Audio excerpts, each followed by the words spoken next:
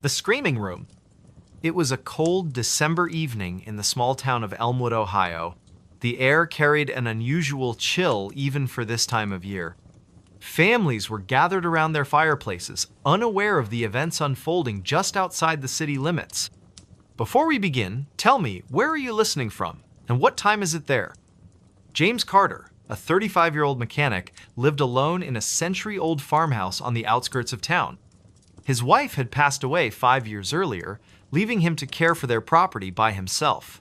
The house, though charming, had always given James an uneasy feeling, especially one particular room on the second floor.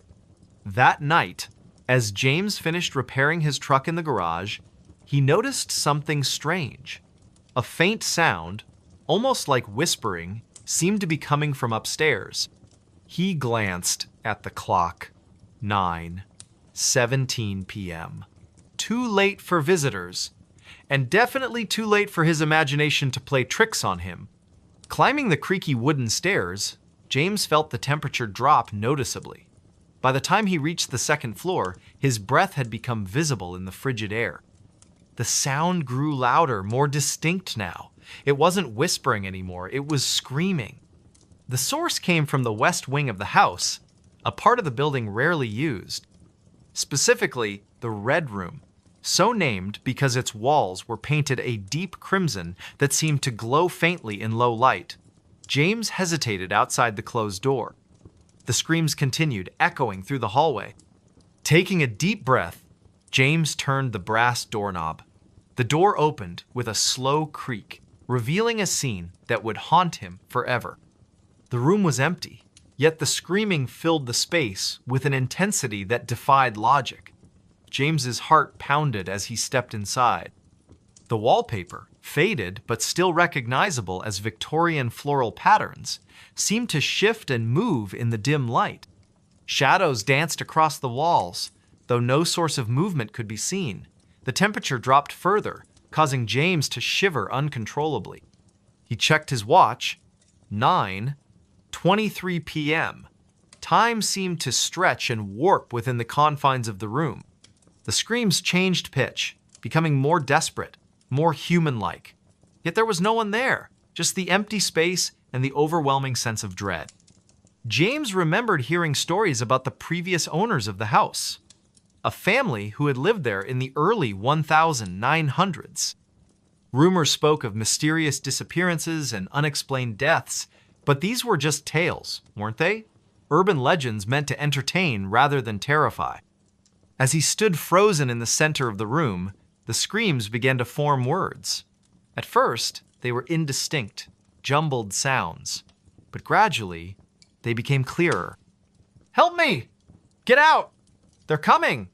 Each phrase sent a new wave of fear through James's body. His phone, left charging downstairs, buzzed with a text message from his friend Mark. "Hey, you still up?" the message read. James considered responding, but the phone remained safely downstairs while he was trapped in this nightmare. The buzzing stopped as quickly as it started. The clock on the wall ticked loudly, each second stretching into eternity. 9:28 p.m. The room's atmosphere shifted again, becoming heavier, more oppressive. James's breathing quickened as he realized the screaming had stopped. Complete silence filled the space, more terrifying than the noise had been. Suddenly, the lights flickered. Not the overhead bulb, which had long since burned out, but the very air itself seemed to shimmer and pulse with an otherworldly energy. Shadows detached themselves from the walls, taking on forms that defied description, shapes that twisted and writhed in ways that shouldn't be possible. James backed toward the door, his movements slow and deliberate, every fiber of his being screamed at him to run, but his legs refused to cooperate. The temperature continued to plummet, frost forming on the window panes despite the lack of cold air entering the room. At 9:34 p.m., the door slammed shut behind him. The sound reverberated through the house, shaking the very foundations. James spun around, panic rising in his chest. The handle wouldn't budge, no matter how hard he pulled or pushed. The room had sealed itself off from the rest of the world. The shapes in the corners of the room began to move closer. Their forms solidified into something resembling human figures. But not quite. Eyes glowed with an unnatural light, mouths stretched impossibly wide. Whispers filled the air once more, surrounding James on all sides. "Who are you?" James demanded, his voice trembling despite his attempt to sound authoritative. The whispers responded, though no actual words could be discerned. Instead, they formed a cacophony of sound that threatened to overwhelm his senses. Time lost all meaning. Minutes stretched into hours, or perhaps it was only seconds. James couldn't tell anymore. His watch had stopped functioning, the hands frozen at 9:36 p.m. The room seemed to expand and contract, changing size and shape with each passing moment. Then, without warning, everything went silent. The shadows retreated to the corners, the temperature returned to normal, and the door opened easily when James turned the handle. Stepping out into the hallway, he found nothing unusual waiting for him. The rest of the house remained calm and quiet. But the experience had changed James. He couldn't sleep in that house anymore. Within a week, he had sold the property and moved to another state.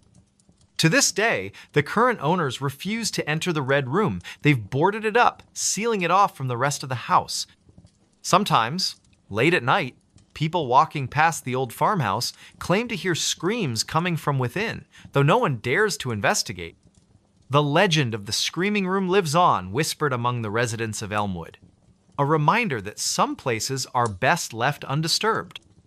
The story ends where it began, with a cold December evening in Ohio. But now, whenever someone hears an unexpected sound in the night, they think twice before investigating. Because sometimes, the truth is far more terrifying than any urban legend. Pause here for reflection.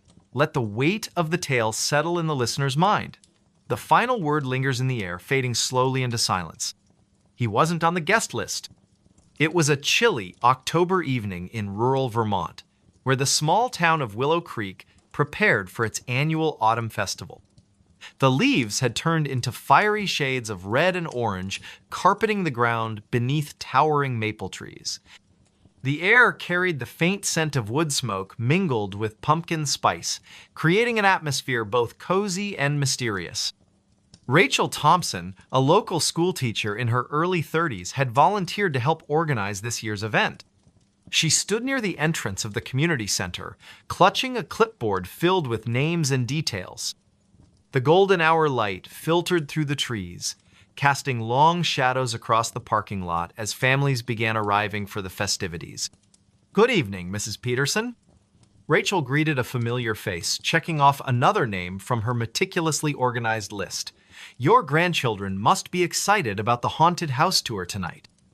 As the line of visitors grew longer, Rachel noticed a tall figure standing silently at the edge of the parking lot. He wore a dark overcoat that seemed out of place in the crisp but not freezing weather. His presence felt different, though she couldn't quite articulate why. Perhaps it was the way he remained motionless while everyone else bustled about, or how his gaze seemed fixed directly on her despite the distance. "Excuse me," came a voice behind her, startling Rachel from her thoughts.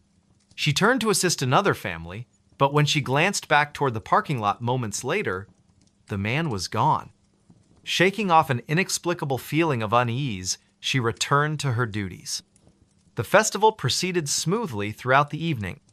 Children laughed as they navigated the hay maze, couples strolled hand in hand through the pumpkin patch, and elderly residents shared stories around the bonfire. Yet Rachel couldn't shake the image of that strange man from her mind. Several times, she caught herself scanning the crowd, searching for his distinctive silhouette. Around 9 o'clock, as the last scheduled events drew to a close, Rachel began directing volunteers in the cleanup process. The temperature had dropped noticeably, and a thin mist crept across the grounds, swirling around lampposts and benches. Most attendees had already departed, leaving only a few stragglers enjoying the final moments of the celebration. "Rachel," called Mark Harrison, one of the event coordinators, "have you seen anyone still wandering around?" I thought I heard footsteps near the old storage shed. A chill ran down Rachel's spine that had nothing to do with the cooling night air. No, everyone should be accounted for by now. She hesitated, then added, but earlier, there was this man. I never saw him approach the registration table. Mark frowned, adjusting his flashlight beam. That's odd. Let's do a quick sweep of the area before we lock up. Better safe than sorry. They split up to cover more ground, agreeing to meet back at the main entrance in 15 minutes. As Rachel made her way past the deserted food stalls and silent game booths, she couldn't help but notice how different everything looked under the dim security lights. Shadows danced eerily along the building's walls, and every rustle of leaves sounded like approaching footsteps. Suddenly, she froze. There, near the edge of the woods, stood the man in the dark overcoat again. This time, he wasn't merely observing, he was watching her intently, his expression unreadable in the poor lighting. Her heart pounded against her ribcage as she tried to recall if she'd ever seen him before in town, but something about him felt wrong. "Hello?" she called out tentatively, taking a cautious step forward. "Can I help you with something?" Instead of responding, the man tilted his head slightly, almost like a curious animal studying its surroundings. Then, without warning, he turned and disappeared into the tree line. Rachel's breath caught in her throat. She knew she should alert Mark immediately, but curiosity propelled her forward instead. Maybe she could catch up to him and ask what he wanted. The forest path leading away from the festival grounds felt impossibly darker than it should have been. Moonlight struggled to penetrate the dense canopy above, and Rachel found herself relying heavily on her phone's flashlight app. Twigs snapped underfoot, and the occasional owl hooted in the distance, heightening her sense of isolation. After walking for what felt like 10 minutes, but was probably much less, she emerged into a small clearing. And there, standing perfectly still amidst the encroaching darkness, was the man once more. Up close, she realized his features were remarkably ordinary. Brown hair, average build, plain face, yet somehow profoundly unsettling. His eyes reflected her phone's light in an unnatural way, almost glowing. "You shouldn't be here," Rachel managed to say, her voice trembling despite her best efforts to sound authoritative. "This is private property." For the first time he spoke, his voice low and measured. "I'm looking for someone. They told me I'd find answers here." "What kind of answers?" she pressed, inching backwards slowly. Every instinct screamed at her to run, but she forced herself to maintain eye contact. "Who are you looking for?" He didn't answer immediately. Instead, he reached into his coat pocket and withdrew a photograph. Even from several feet away, Rachel recognized the faded image instantly. It showed a young woman who bore a striking resemblance to herself. Same hair color, similar facial structure.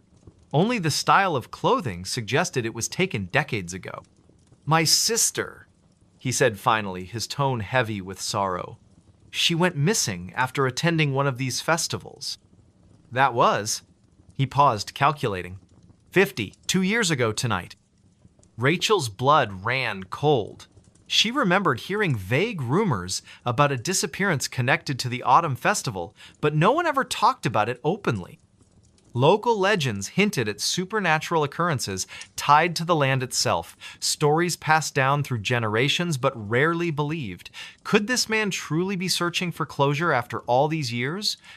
Before she could respond, a sudden gust of wind extinguished her phone's screen, plunging them both into near-total darkness. Panic surged through her veins as she fumbled to reactivate the device.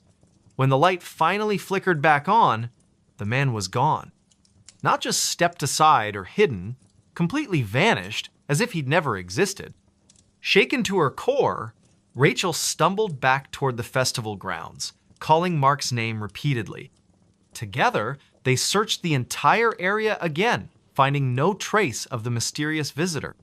Later, while reviewing security footage from multiple angles, they discovered something even more disturbing. Not a single camera had captured any sign of the man in the dark overcoat. It was as though he'd slipped between the cracks of reality itself.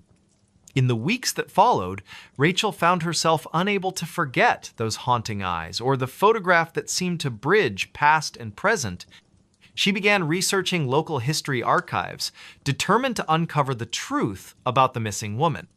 What she learned chilled her to the bone. Numerous unexplained disappearances linked to the festival site over the past century. Each case involved a solitary individual vanishing without a trace during the annual celebration. None were ever solved. Despite warnings from friends and colleagues to let sleeping dogs lie, Rachel continued her investigation. Something about the man's desperate search resonated deeply within her. Perhaps it was survivor's guilt, or maybe a subconscious recognition of shared pain. Whatever the reason, she felt compelled to seek answers, no matter where the trail might lead. One moonless night, armed with flashlights and determination, Rachel and Mark ventured back to the clearing where she'd last seen the stranger. The air felt heavier than usual, charged with an almost electric tension. Leaves whispered secrets as they crunched underfoot, and shadows danced unpredictably despite the steady beams of their lights.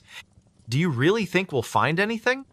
Mark asked skeptically, though his grip on the flashlight betrayed underlying nerves.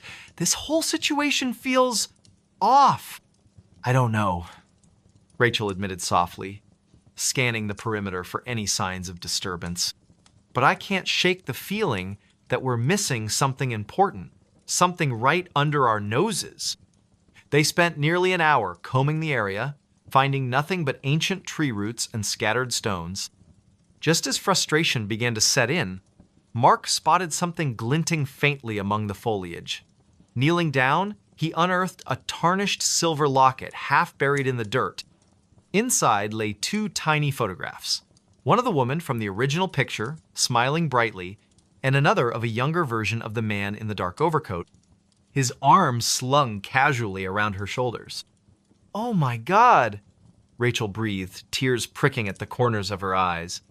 "This has to belong to her, to his sister." Without warning, the temperature plummeted dramatically, causing both of them to shiver violently. Their flashlights flickered erratically, threatening to die altogether. A deep, resonant hum filled the air, seeming to emanate from the very earth beneath their feet. And then, emerging from the shadows like a specter materializing from smoke, stood the man once more. His expression hadn't changed, but his presence felt different somehow, more solid yet simultaneously ethereal. He extended a hand toward Rachel, palm upturned expectantly. In that moment, she understood what he wanted, needed from her. Placing the locket gently into his grasp, she whispered, "I'm so sorry. We'll keep looking. I promise."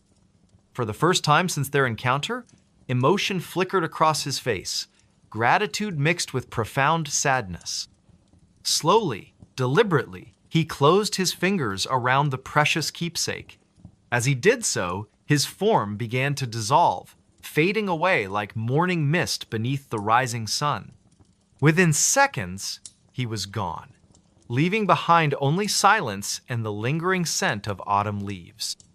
Back in Willow Creek, Rachel dedicated herself to preserving the memory of those lost souls whose stories had been forgotten by time. She worked tirelessly to ensure proper memorials were established and historical records updated accurately. Though she never encountered the man in the dark overcoat again, she often sensed his presence during quiet moments, a gentle reminder that some mysteries transcend human understanding, existing beyond the veil of our everyday lives. Every October, as the festival preparations begin anew, Rachel finds herself drawn to that secluded clearing deep within the woods. There, surrounded by whispering trees and dancing shadows, she leaves fresh flowers and a handwritten note promising continued vigilance. Because sometimes, justice isn't about solving a case or finding definitive answers. Sometimes, it's about honoring the memories of those who came before us, ensuring their voices aren't silenced forever by the passage of time. And perhaps, just perhaps, somewhere beyond our comprehension, a brother and sister are finally reunited, free from the burdens of unanswered questions and unresolved grief. Their spirits rest peacefully now, knowing that someone cared enough to remember. Voices in the cornfield, a haunting tale. It was a quiet, humid evening in late September when Emma first heard the whispers. The sun had just dipped below the horizon, casting long shadows across the endless rows of cornfields that surrounded her small town of Millbrook, Illinois. The air was thick with the scent of damp earth and drying leaves, and a gentle breeze rustled through the towering stalks. She had always found the fields comforting during the day, their golden waves stretching as far as the eye could see. But at night, they felt different, oppressive, as if the darkness between the rows hid secrets too terrible to be spoken aloud. Emma stood on the edge of the field, hesitating for a moment before stepping forward. Her boots crunched softly against the dry soil beneath her feet. It was almost 8 o'clock, and she should have been home by now, but something had drawn her here, nagging curiosity she couldn't quite explain. Earlier that afternoon, while walking back from the general store, she'd overheard an old man muttering about strange voices coming from the cornfield. He claimed he'd heard them every night for weeks, soft murmurs carried on the wind like ghostly echoes. Most people dismissed his words as nonsense, attributing it to his age or perhaps too many years spent working under the scorching sun. But Emma couldn't shake the feeling that there might be truth to what he said. The moon hung low in the sky, its pale light filtering weakly through the dense canopy above. Shadows danced around her, shifting unpredictably as though alive. She took another cautious step deeper into the field, her heart pounding in her chest. "Hello?" she called out tentatively, her voice barely audible even to herself. Silence greeted her, save for the faint rustling of leaves overhead. She exhaled slowly, trying to calm her nerves. Maybe this was all just her imagination playing tricks on her after hearing the old man's story. But then, faintly, she heard it all whisper. Barely more than a breath, yet unmistakable. It seemed to come from everywhere and nowhere all at once, weaving through the rows of corn like a phantom thread. Emma froze, her pulse quickening. "Who's there?" she demanded, her voice firmer this time, though laced with unease. Again, the whisper came, louder now, closer. She turned sharply, scanning the darkened rows around her, but saw nothing except the endless maze of stalks swaying gently in the breeze. "Leave me alone!" she shouted, panic beginning to creep into her tone. The whispers grew louder still, overlapping each other until they formed a cacophony of unintelligible murmurs. They weren't human voices, not entirely. There was something wrong about them, something unnatural.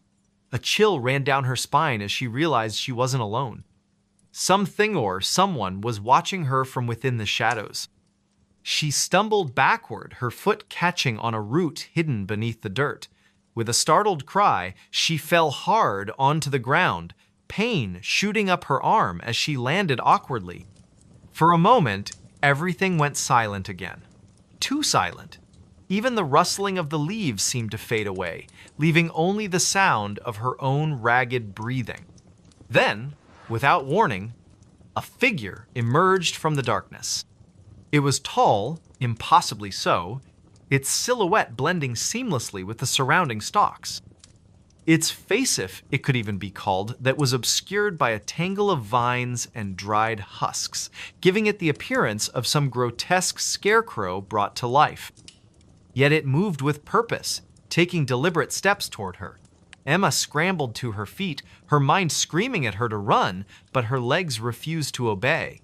She was rooted to the spot, paralyzed by fear. "You shouldn't have come here," the figure rasped, its voice a guttural blend of multiple tones layered atop one another. It sounded neither male nor female, neither young nor old, just wrong. "This place doesn't belong to you." "What do you want?" Emma managed to choke out, tears streaming down her face. She wanted to look away, to close her eyes and pretend none of this was real, but she couldn't. The figure's gaze held her captive, piercing through her very soul. "The voices will tell you," it replied cryptically, tilting its head in a way that made her stomach churn. Before she could respond, it raised a gnarled hand and pointed deeper into the field. Against her will, Emma found herself turning to follow its gesture. There, nestled among the rows of corn, was a clearing she hadn't noticed before. In the center of the clearing stood an ancient stone altar, its surface stained with dark streaks that looked suspiciously like dried blood. Surrounding the altar were dozens of crude effigies fashioned from twisted branches and scraps of fabric, their hollow eyes seeming to stare directly at her. "What is this?" she whispered, her voice trembling. The figure didn't answer. Instead, it began to chant in a language she didn't recognize, the syllables rolling off its tongue in a rhythmic cadence that sent shivers coursing through her body. The whispers returned, louder now, drowning out the sound of the chanting. They pressed in on her from all sides, filling her ears and clouding her thoughts until she could no longer distinguish reality from nightmare. Images flashed before her eyes' faces, contorted in agony, bodies writhing in pain, screams echoing endlessly. She clutched her head, desperate to block out the visions, but they only grew stronger. Through the chaos, one word repeated itself over and over again: reap, reap, reap, reap. And then, as suddenly as it had begun, everything stopped. The whispers ceased, the visions vanished, the figure was gone. Emma collapsed to her knees, gasping for air as she tried to make sense of what had just happened. When she finally mustered the strength to stand, she stumbled out of the field and ran all the way back to town, not stopping until she reached the safety of her home. For days afterward, Emma avoided the cornfield at all costs. She told no one what she had seen, fearing they wouldn't believe her, or worse, that they would think she was crazy. But the memories lingered, haunting her dreams and leaving her perpetually on edge. She started hearing the whispers again, faint at first, but growing louder with each passing night. No matter where she went, they followed her, taunting her with fragmented phrases she couldn't fully understand. One evening, unable to endure the torment any longer, Emma decided to confront the source of the voices once and for all. Armed with a flashlight and a pocket knife, she returned to the field, determined to uncover the truth. The moonlight illuminated her path as she navigated the labyrinthine rows, her footsteps hesitant yet resolute. When she reached the clearing, she found the altar exactly as she remembered it, but this time, it wasn't empty. Lying atop the stone slab was a book bound in cracked leather, its pages yellowed with age. Etched into the cover were symbols unlike anything she had ever seen, intricate patterns that seemed to shift and writhe when viewed from certain angles. Her hands trembled as she picked it up, half expecting it to burn her skin or crumble to dust in her grasp. But it remained solid, heavy with secrets waiting to be uncovered. As she flipped through the pages, she discovered writings detailing rituals meant to summon entities from beyond the veil. Each entry described increasingly sinister ceremonies, culminating in a final passage written in bold, jagged handwriting: "To reap is to feed is to grow. To grow is to consume." Beneath the text was a drawing of the same figure she had encountered in the field, standing beside the altar with arms outstretched. A cold realization washed over her. This wasn't just some isolated haunting, it was a cycle, a ritual perpetuated by forces far older than humanity itself. And somehow, she had become entangled in it. Before she could process further, a familiar voice echoed behind her. "You've seen enough." She spun around to find the figure standing mere feet away, its presence radiating malice. This time, however, she didn't freeze. Summoning every ounce of courage she possessed, she lunged forward, driving the pocket knife into its chest, or rather, where its chest should have been. The blade passed harmlessly through the air, leaving the figure unharmed. "You cannot kill what does not live," it sneered, reaching out to grab her wrist. Pain shot through her arm as its grip tightened, forcing her to drop the knife. "But you can join us." "No!" she screamed, thrashing wildly in its grasp. Desperation fueled her movements, and she managed to break free, stumbling backward toward the edge of the clearing. Without thinking, she hurled the book into the air, watching as it landed squarely on the altar. Sparks erupted from the pages, igniting a fire that spread rapidly across the dry wood. The figure let out an unearthly shriek, its form flickering like a dying flame. "You don't know what you've done!" it roared, dissolving into smoke as the flames consumed the altar. Within moments, the entire clearing was ablaze, the heat searing her skin as she fled back toward the safety of the town. When she emerged from the field, coughing and covered in soot, she expected to feel relief. Instead, she felt emptiness, a void left behind by whatever force had been unleashed. The whispers were gone, replaced by an oppressive silence that weighed heavily on her shoulders. She knew deep down that destroying the altar hadn't ended the cycle, it had merely delayed it. Years later, residents of Millbrook would speak in hushed tones about the night the cornfield burned. Some claimed they saw shapes moving among the ashes, their forms indistinct yet undeniably present. Others reported hearing faint murmurs carried on the wind, though no one dared investigate further. As for Emma, she left town soon after, unable to bear the weight of what she had witnessed. But wherever she went, the memory of those voices followed her, a reminder that some secrets are best left buried. The last passenger never got off.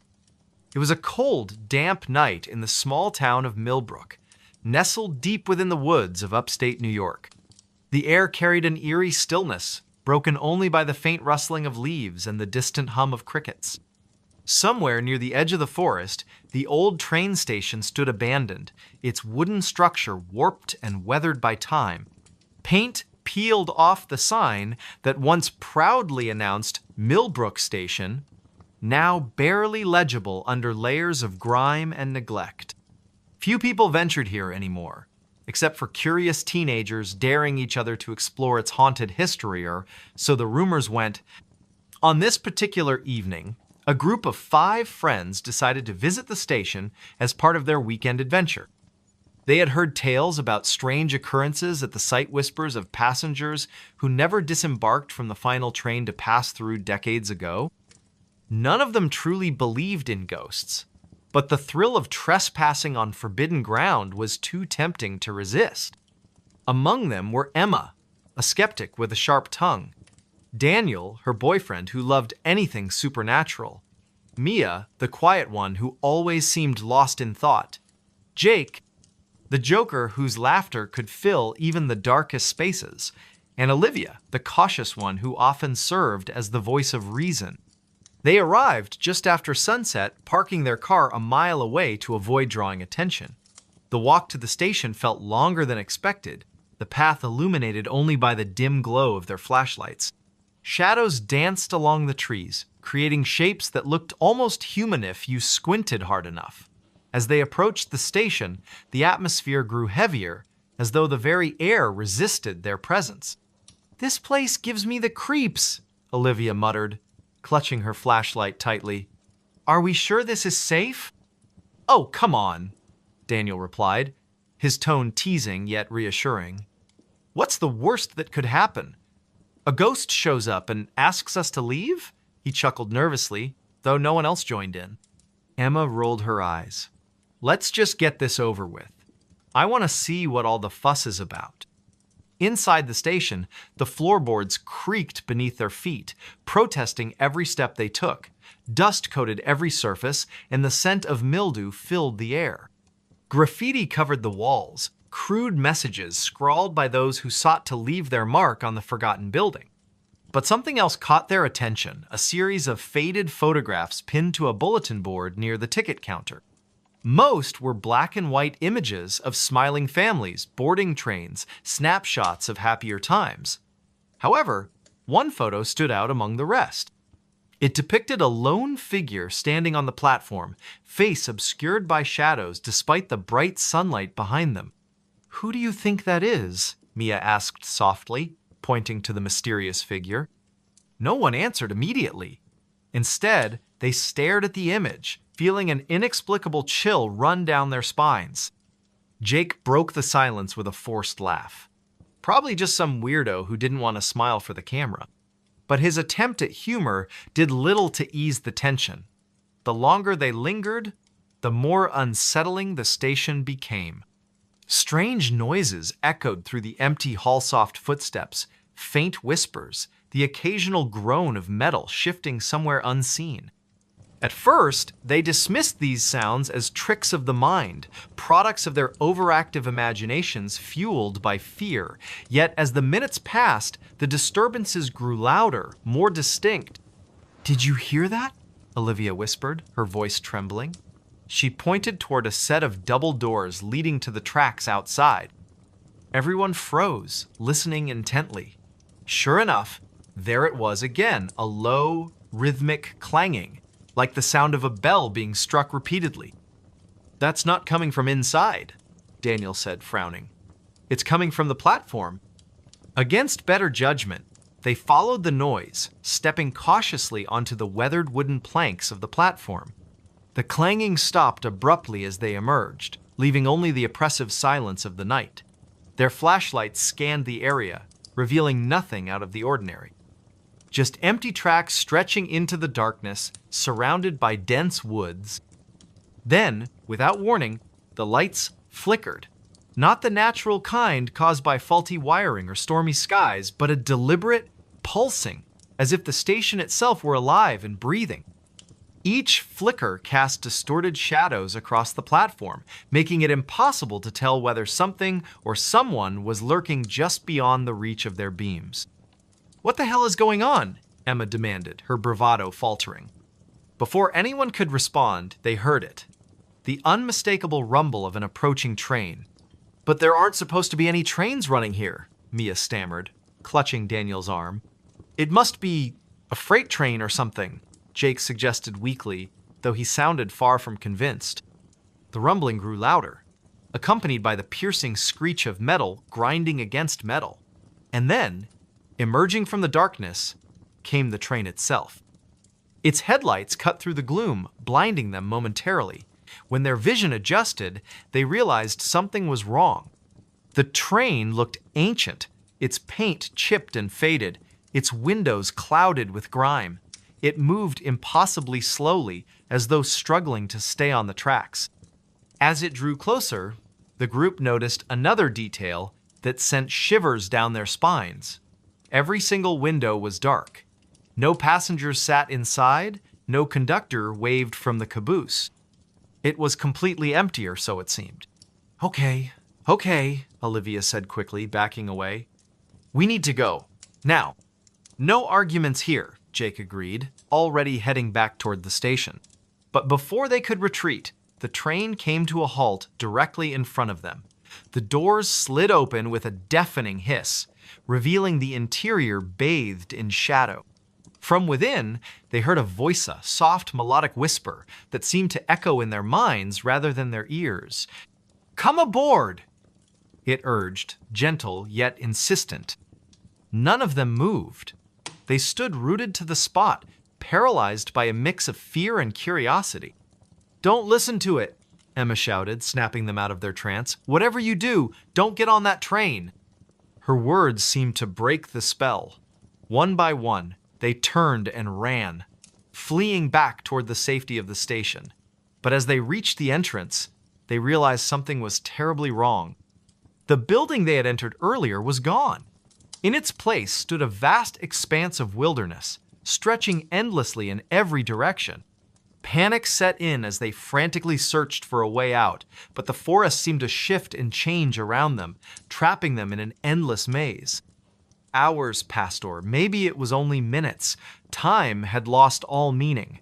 Eventually, exhaustion forced them to stop, collapsing onto the damp earth beneath the skeletal branches of towering trees.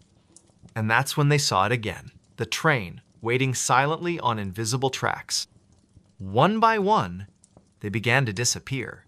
First, it was Jake, who wandered off alone in search of help. Then Mia, lured away by the promise of finding shelter. Next came Olivia, driven mad by the constant whispers she swore only she could hear. Finally, Daniel succumbed to despair, convinced he would find answers aboard the train.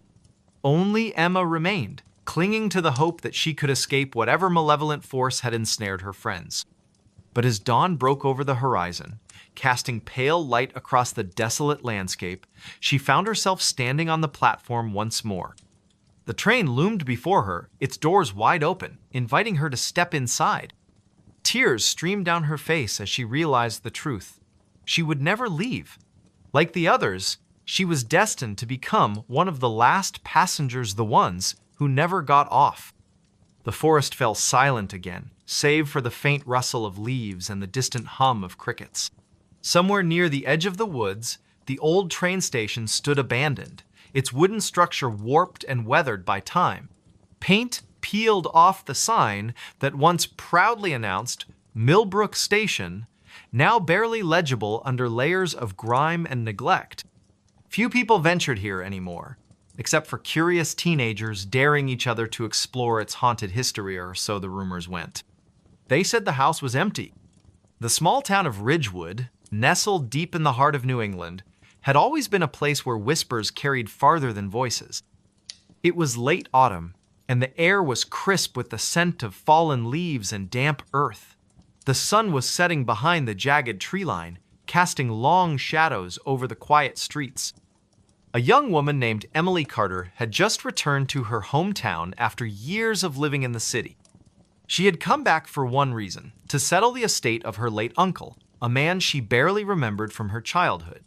Emily parked her car in front of the old house on Maplewood Lane, its peeling paint and sagging porch giving it an air of abandonment. She stepped out of the car, her boots crunching softly against the gravel driveway. The house stood at the edge of town, surrounded by dense woods that seemed to lean inward, as if trying to swallow it whole. Locals had always avoided this place, calling it cursed or haunted. But Emily dismissed such tales as superstition. "It's just an old house," she muttered under her breath, though her voice trembled slightly. "Nothing more." She reached into her coat pocket and pulled out the key her lawyer had given her earlier that day. The metal felt cold against her fingers as she inserted it into the lock. With a creak that echoed through the stillness, the door swung open. The interior was dark, the air heavy with the smell of mildew and decay. Emily fumbled for the light switch, her hand brushing against the rough texture of the wall. When the overhead bulb flickered to life, revealing the dusty furniture and cobweb-covered corners, she let out a shaky breath. "Not exactly homey," she said aloud, attempting to mask her unease with sarcasm. As she began to explore the house, her footsteps echoed ominously on the creaky wooden floors. Each room she entered seemed frozen in time, filled with relics of a life long forgotten. In the kitchen, yellowed newspapers lay scattered across the counter, their headlines faded but still legible. On the dining table sat a single plate, untouched and covered in a fine layer of dust. Something about the scene made Emily's stomach churn. It was then that she noticed the faint sound of footsteps coming from upstairs. Her heart skipped a beat. "Hello," she called out, her voice wavering. "Is someone there?" Silence greeted her words, broken only by the distant rustle of trees outside. Shaking her head, she tried to convince herself it was just the wind or the settling of the old house. But deep down, she couldn't ignore the creeping sensation that she wasn't alone. Determined to finish what she'd come here to do, Emily climbed the staircase, each step groaning beneath her weight. At the top, she found herself facing a long hallway lined with closed doors. One of them stood slightly ajar, a sliver of dim light spilling out onto the floor. She hesitated, her hand hovering over the doorknob. "Who could possibly be here?" she whispered, her voice trembling with a mix of fear and curiosity. Pushing the door open, she stepped inside. The room was empty, save for a rocking chair in the corner, swaying gently as if someone had just gotten up from it. Emily froze, her eyes darting around the space. There was no one there, yet the movement of the chair defied explanation. She backed out slowly, her pulse racing. By the time she reached the bottom of the stairs, night had fallen completely. Shadows danced across the walls, cast by the flickering light of the single bulb above her head. Emily decided to call it a night, retreating to her car to retrieve her overnight bag. As she crossed the threshold once more, she felt a sudden chill run down her spine. The temperature in the house had dropped noticeably, despite the lack of windows being open. She wrapped her arms around herself, trying to shake off the feeling of dread that was steadily growing within her. Setting her bag down in the living room, she lit a few candles to supplement the weak electric light. That's when she heard a soft whisper, so faint it might have been her imagination. Leave. Her blood ran cold. "Who's there?" she demanded, her voice stronger now, though her hands were shaking. No response came, but the whisper repeated itself, louder this time. "Leave while you can." Panic rising, Emily grabbed her phone and dialed the local sheriff's office. The operator assured her they would send someone over immediately, but as she hung up, she realized how isolated the house truly was. By the time help arrived, anything could happen. Minutes passed like hours as she sat huddled on the couch, clutching a flashlight. Every creak of the house sent her nerves spiraling. Finally, headlights appeared in the distance, cutting through the darkness. Relief washed over her as two officers stepped out of their patrol car and approached the house. "Evening, ma'am," one of them said, tipping his hat. "You reported some trouble?" Trying to steady her breathing, Emily explained everything: the footsteps, the rocking chair, the whispers. The officers exchanged skeptical glances but agreed to take a look around. They searched every room, shining their flashlights into every shadowy corner.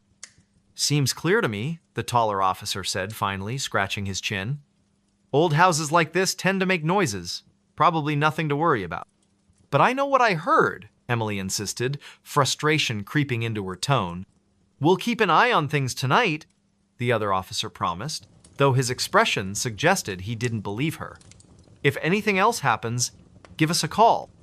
With little choice but to accept their assessment, Emily watched them leave, the sound of their car fading into the distance. Alone again, she locked the door and barricaded it with a chair, hoping to feel safer. But sleep eluded her, and the night stretched on endlessly. Sometime after midnight, the whispers returned, louder and more insistent. "You shouldn't have come back." This time, Emily saw something move in the corner of her vision. Whirling around, she caught a glimpse of a figure standing in the doorway before it vanished. Her scream pierced the silence, echoing through the house like a banshee's wail. Desperate, she grabbed her car keys and bolted for the door, not caring about leaving her belongings behind. The cool night air hit her face as she stumbled toward her car, tears streaming down her cheeks. Back in town, she checked into a motel, unable to stop shaking. The next morning, she went straight to the library, determined to uncover the truth about the house. After hours of digging through old records and newspaper clippings, she discovered something chilling. Decades ago, a family had lived in the house: a mother, father, and their young daughter. Tragedy struck when the parents died under mysterious circumstances, leaving the child orphaned. Neighbors claimed the girl had gone mad, wandering the woods until she disappeared without a trace. Some believed she had taken her own life. Others whispered of darker forces at play. Armed with this knowledge, Emily returned to the house one final time, accompanied by a priest recommended by the librarian. Together, they performed a blessing ritual, sprinkling holy water and reciting prayers throughout the building. By the end, Emily felt a strange sense of peace settle over the house, as if a weight had been lifted. Though she never fully understood what had happened, Emily left Ridgewood shortly afterward, vowing never to return. The house remained empty, its secrets buried beneath layers of history and myth. Yet, on certain nights, townsfolk swear they can still hear faint whispers carried on the wind, warning those who dare to venture too close. They said the house was empty. Emily often reflected in the years that followed. But sometimes, emptiness is the least of your worries. And so, the legend of the house on Maplewood Lane lived on, a testament to the mysteries that linger in the shadows of small-town America. She answered a phone that wasn't there. It was a quiet, overcast afternoon in the small town of Cedar Ridge, nestled deep within the Appalachian foothills. The sky was a uniform gray, and the air carried a damp chill that seemed to seep through every crack in the old houses lining Elm Street. Emily Carter, a reserved librarian in her late 20s, had just returned from her weekly grocery run. She lived alone in a modest two-story home at the edge of town, its white paint peeling slightly but still charming in its own way. As she stepped inside, she noticed something unusual, a faint ringing sound echoing through the house. Her brow furrowed as she set down her bags. "That's strange," she muttered under her breath, glancing around the living room. She didn't own a landline phone, nor did she have any devices capable of producing such a clear, mechanical ring. It wasn't her cell phone either. It lay silent on the kitchen counter, screen dark. The ringing continued, steady and persistent, as if demanding attention. Emily hesitated for a moment, then followed the sound. It seemed to be coming from upstairs. Each step creaked beneath her weight, amplifying the eerie atmosphere. The hallway upstairs was dimly lit, shadows stretching long across the worn carpet. The ringing grew louder, more insistent, until she found herself standing outside the door to the spare bedroom she rarely used. With a deep breath, she turned the doorknob and pushed the door open. Inside, the room was exactly as she'd left it last. Dusty furniture draped with old sheets, a single window letting in muted light. But there, sitting on the floor, in the center of the room, was an old rotary phone. Its black cord snaked across the floor like a serpent, disappearing into the wall where no outlet existed. Emily froze, her heart pounding in her chest. This phone hadn't been there before, she was certain of it. Yet here it sat, ringing insistently, almost tauntingly. Against her better judgment, she approached it.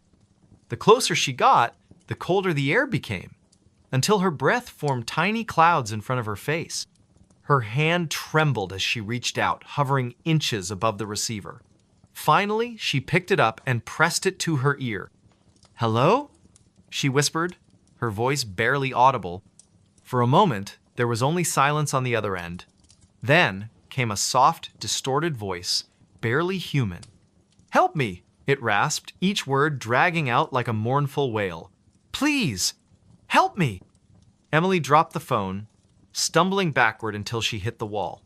The voice continued, growing louder and more desperate. "Who are you?" she cried, clutching her arms tightly around herself. "What do you want?" But the voice didn't answer directly. Instead, it began to chant, repeating the same phrase over and over again. "Find me, find me, find me." Suddenly, the line went dead. The room fell silent, except for the sound of Emily's ragged breathing. When she looked back at the phone, it was gone. Vanished without a trace. Later that evening, Emily sat at her kitchen table, trying to make sense of what had happened. The rational part of her mind insisted it had been some kind of hallucination or prank. But the icy sensation that lingered in the spare bedroom told her otherwise. She poured herself a cup of tea, hoping the warmth would calm her nerves. Outside, the wind howled through the trees, rattling the windows and adding to her unease. Unable to shake the memory of the voice, she decided to investigate further. She pulled out her laptop and began searching local archives, looking for anything unusual tied to her house or the surrounding area. After hours of digging, she stumbled upon an article from decades ago. It described the disappearance of a young woman named Clara Bennett, who had vanished without a trace one stormy night. According to the report, Clara had been seen arguing with someone near the edge of the woods behind what was now Emily's property. No body was ever found, and the case remained unsolved. A chill ran down Emily's spine as she read the details. Could the voice belong to Clara? And if so, why had it chosen her to hear its plea? The next day, Emily visited the town library, hoping to learn more about Clara's life. The librarian, an elderly woman named Mrs. Percentive. Hargrove recognized the name immediately. "Oh, yes, poor Clara," she said with a sad shake of her head. "Such a sweet girl. Always helping others. Some say she angered the wrong person, while others believe she trailed off, her gaze drifting toward the window." "Believe what?" Emily prompted gently. Mrs. Hargrove lowered her voice, though they were the only ones in the room. "There are stories old ones that speak of spirits trapped between worlds. They say this land holds secrets, echoes of those who can't move on." She paused, studying Emily carefully. "Why are you asking about Clara?" Emily hesitated, unsure how much to reveal. "I think I might have encountered something related to her," she admitted cautiously. "Something unexplainable." Mrs. Hargrove nodded slowly, as if she'd expected this answer all along. "If you're meant to help her, you'll know what to do. Just be careful, dear. Not everything that calls for help deserves it." That night, Emily returned home, feeling both intrigued and deeply unsettled. As she climbed the stairs to bed, she couldn't shake the feeling that she was being watched. Every shadow seemed to shift just out of the corner of her eye, and the house felt unnaturally quiet, as if holding its breath. When she reached the landing, she froze. There, once again, was the rotary phone. This time, it sat on the top step, its cord coiled neatly beside it. The sight sent a jolt of fear through her body, but also a strange sense of resolve. She knew she couldn't ignore it anymore. Kneeling down, she picked up the receiver and held it to her ear. "Clara?" she asked tentatively. "Yes," came the reply, softer this time, but unmistakably the same voice. "You hear me. You must find me." "Where are you?" Emily demanded, her voice trembling. "In the woods. Follow the path. Look for the tree with the red ribbon." Before Emily could ask more questions, the line went dead again. The phone disappeared from her hands, leaving her staring at empty space. The following morning, armed with determination and a flashlight, Emily ventured into the dense forest behind her house. The path she followed was narrow and overgrown, the trees towering above her like silent sentinels. The air smelled earthy and damp, and the only sounds were the crunch of leaves beneath her boots and the occasional rustle of unseen creatures. After walking for nearly 20 minutes, she spotted a massive oak tree with a faded red ribbon tied around its trunk. Her pulse quickened as she approached. At the base of the tree, partially hidden by moss and roots, was a small wooden box. With shaking hands, she opened it. Inside was a collection of personal belongings, a tarnished locket, a handwritten letter, and a photograph of a smiling young woman who bore a striking resemblance to the image of Clara she'd seen online. Tears welled up in Emily's eyes as she realized the significance of her discovery. These items weren't random, they were clues, pieces of a puzzle waiting to be solved. She carefully gathered them and brought them back to her house, determined to piece together the truth. Over the next several weeks, Emily delved deeper into Clara's story, uncovering a web of betrayal, jealousy, and tragedy. She learned that Clara had been involved with a man whose family disapproved of their relationship. On the night she disappeared, witnesses claimed they saw her arguing with him near the woods. Many believed he had something to do with her vanishing, but without evidence, nothing could be proven. One evening, as Emily pored over documents spread across her dining table, she heard the familiar ringing sound again. Turning slowly, she saw the rotary phone resting on the couch. This time, however, it wasn't calling Harriet, was simply there, as if waiting. Summoning her courage, she walked over and picked up the receiver. "Clara?" she said softly. "Thank you," came the voice, clearer and more peaceful than before. "You've given me peace." And then, just like that, the phone vanished. For good this time. In the days that followed, Emily felt a profound sense of closure, not just for Clara, but for herself as well. By confronting the unknown, she had faced her own fears and discovered a strength she hadn't known she possessed. Though she never saw or heard from Clara again, she knew the spirit had finally moved on. The people of Cedar Ridge eventually learned of Emily's efforts to uncover the truth about Clara's disappearance. Inspired by her bravery, they erected a memorial in the woods, marking the spot where the oak tree stood.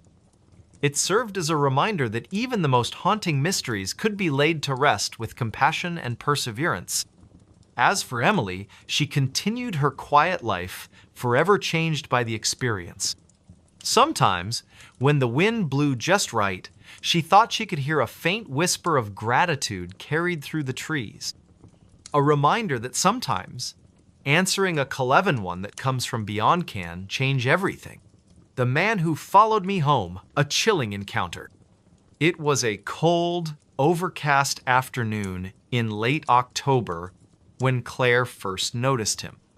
She had been walking home from the library in her small suburban town of Crestwood, Illinois, her arms laden with books and her mind preoccupied with thoughts of the upcoming Halloween festivities. The streets were quiet, save for the occasional rustle of leaves skittering across the pavement and the distant hum of traffic from the main road. The air carried the crisp bite of autumn, and she pulled her scarf tighter around her neck as she quickened her pace. She didn't see him at first, not really. It was more of a feeling, an awareness that prickled the back of her neck like the faintest brush of a spider's web. When she finally glanced over her shoulder, there he was, standing at the corner of Maple Street, just far enough away to seem unassuming yet close enough to make her uneasy. He wore a long, dark coat that hung loosely on his frame, its edges flapping slightly in the breeze. His face was obscured by the brim of a wide hat, but she could feel his gaze boring into her, steady and unrelenting. Claire hesitated for a moment, her breath catching in her throat. "Who is he?" she wondered aloud, her voice barely above a whisper. She shook her head, chiding herself for being paranoid. Crestwood wasn't exactly a bustling metropolis, but it was safer, so she had always believed. Still, something about the man made her skin crawl. She turned her attention back to the path ahead, forcing herself to focus on the rhythmic crunch of her boots against the gravel sidewalk. But the feeling didn't go away. If anything, it intensified. Every few minutes, she would glance behind her, only to find him still there, maintaining the same distance as before. He never spoke, never waved, never did anything to acknowledge her presence. And yet, he followed. Step by step, block by block, he stayed just within sight, a shadowy figure trailing her like a ghost tethered to her heels. By the time she reached Birch Avenue, her heart was racing. Her house was only a few blocks away now, but the thought of leading this stranger to her doorstep filled her with dread. She considered crossing the street or ducking into one of the nearby shops, but the latter option felt futile. Most of them had already closed for the evening. Instead, she tightened her grip on her books and forced herself to keep moving, her footsteps quickening with each passing second. "Why is he following me?" she muttered under her breath, her voice trembling with a mix of fear and frustration. She wanted to confront him, to demand answers, but the words caught in her throat. What if he lashed out? What if he wasn't alone? The uncertainty gnawed at her, leaving her paralyzed with indecision. All she could do was walk faster, hoping against hope that he would eventually lose interest and disappear. But he didn't. When she finally turned onto her street, she risked another glance over her shoulder and saw him standing at the far end, his silhouette outlined against the dim glow of the streetlights. For a brief moment, their eyes met, or at least, she thought they did. Then, without warning, he stepped into the shadows and vanished. Claire exhaled sharply, relief washing over her in waves. She hurried up the driveway to her house, fumbling with her keys as she unlocked the front door. Once inside, she slammed the door shut and leaned against it, listening intently for any sign of movement outside. The house was silent, save for the soft ticking of the clock in the hallway. She locked the door and drew the curtains, her hands shaking as she moved from room to room, checking every window and peering out into the darkness beyond. For hours, she sat huddled on the couch, Her phone clutched tightly in her hand. She debated calling the police, but what would she say? That a man had followed her home without saying a word? Without doing anything overtly threatening? They'd probably dismiss her concerns as paranoia, especially since he had disappeared before she could get a good look at him. No, she decided, it was better to wait until morning. Maybe then she could convince herself it had all been a figment of her imagination. The next day, however, proved otherwise. Claire woke to find a single red rose lying on her porch, its petals glistening with dew. At first, she thought it might be a gift from a neighbor or a secret admirer, but the absence of a note or any identifying details left her unsettled. She picked it up cautiously, examining it for clues, but found nothing unusual. Still, the gesture felt wrong too, deliberate, too calculated. As she walked to work later that morning, she couldn't shake the feeling that she was being watched again.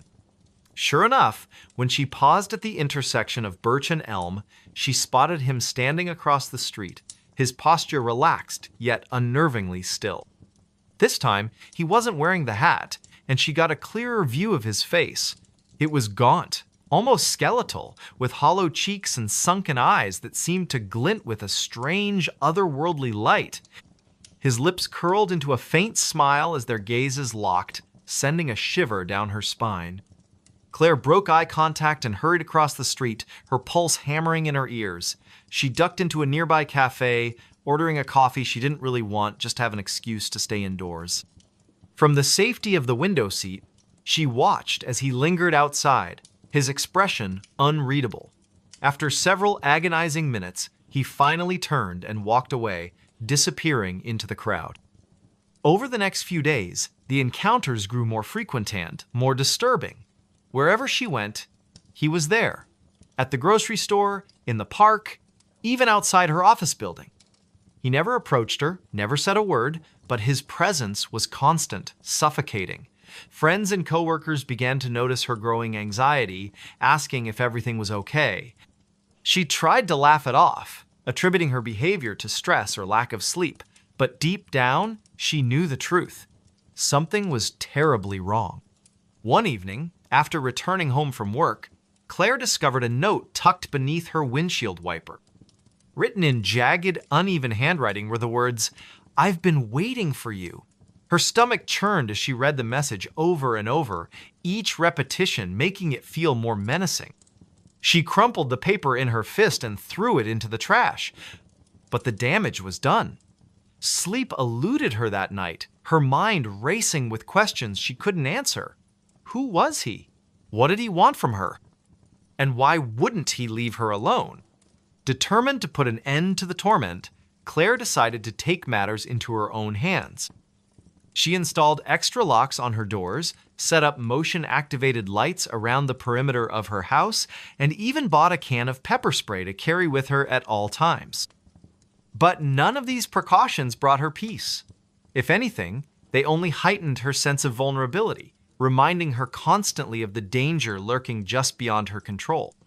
One particularly restless night, she heard a soft tapping sound coming from the living room. At first, she thought it might be the wind rattling the windows, but when she investigated, she found the source of the noise. A single finger pressed against the glass of her sliding door. It was him. His face loomed mere inches away, pale and expressionless, his eyes gleaming with an intensity that made her blood run cold. Without thinking, Claire grabbed the nearest object, a heavy ceramic vase, and hurled it at the door. The impact startled him, causing him to stumble backward.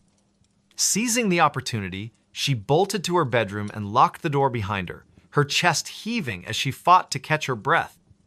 Outside, she heard the unmistakable sound of footsteps retreating into the night. The next morning, she called the police, recounting everything that had happened in painstaking detail. To her surprise, they took her seriously, promising to patrol the area more frequently and advising her to document any future incidents. For a while, things seemed to improve. The man stopped appearing in public places, and the notes ceased entirely. Claire allowed herself to believe that the nightmare was finally over. But then, on a rainy Tuesday evening, she received a package in the mail. There was no return address, no indication of who had sent it. Inside, she found a photograph of herself taken from outside her bedroom window, along with a short letter written in the same jagged handwriting as before. The message was simple yet chilling. "You can't escape me." Panic surged through her veins as she realized the implications. He had been watching her all along, studying her routines, learning her habits. The idea that he knew her life so intimately down to the layout of her home was unbearable. She packed a bag and fled to a friend's house in Chicago, hoping the distance would offer some measure of protection. For weeks, she lived in a state of constant vigilance, jumping at every unfamiliar sound and avoiding crowded spaces where she might encounter him. Yet, despite her efforts, she couldn't shake the feeling that he was still out there, biding his time. One night, as she lay awake in bed, she heard the faintest creak of floorboards in the hallway. Her heart stopped. Slowly, she reached for the baseball bat she kept beside her bed and crept toward the door. When she opened it, the hallway was empty, or so she thought. As she turned to go back to bed, a hand shot out from the shadows, grabbing her wrist with an iron grip. She screamed, swinging the bat wildly, but he was too strong. His face emerged from the darkness, twisted into a grotesque grin that revealed rows of jagged teeth. "You should have stayed," he whispered, his voice low and guttural. "Now you'll never be free." Claire's world dissolved into chaos. She struggled, kicked, clawed, but it was no use. His strength was overwhelming, his presence suffocating. Just as she felt consciousness slipping away, she heard the distant wail of sirens. Whether they were real or imagined, she couldn't tell. All she knew was that she had failed to escape the man who followed her home. He laughed, but no one was around. It was a quiet, overcast afternoon in the small town of Pine Ridge, tucked away in the rolling hills of rural Pennsylvania. The sky hung low and gray, casting long shadows across the landscape as if nature itself were holding its breath. Most of the townsfolk had retreated indoors to escape the chill that lingered in the air, leaving the streets eerily deserted. Somewhere in the heart of this sleepy community stood an old, decrepit house known only as the Laughing House. Locals avoided it at all costs, claiming strange noises emanated from within laughter, they said, deep and echoing, though no one lived there anymore. On this particular day, a group of 5 friends decided to investigate the rumors surrounding the house. They weren't thrill seekers or paranormal enthusiasts, they were just bored teenagers looking for something to do on a gloomy Saturday afternoon. Among them were Ethan, the self-proclaimed leader with a knack for talking himself out of trouble; Claire, the skeptic who preferred logic over superstition; Ryan, the joker whose sarcasm often masked his unease; Melissa, the quiet observer who noticed things others missed; and Ben, the cautious one who always seemed to be scanning their surroundings for danger. They arrived at the edge of the property just after 3 o'clock, parking their bikes behind a cluster of bushes to avoid drawing attention. The house loomed before them like a forgotten relic of another era, its once white paint now peeling away in large flakes, revealing rotting wood beneath. Shutters hung crookedly from the windows, some missing entirely, while vines crept up the walls like skeletal fingers reaching for the sky. A weathered sign nailed to the gate read, "No trespassing," but the letters had faded so much they were barely legible. "This place looks like it belongs in a horror movie," Ryan quipped, forcing a laugh that sounded more nervous than amused. "Let's just get this over with," Claire replied, her tone clipped. She adjusted the strap of her backpack, which contained a flashlight, a notebook, and a few snacks just in case. Ethan stepped forward, pushing open the creaking gate with a loud groan. "Relax, guys.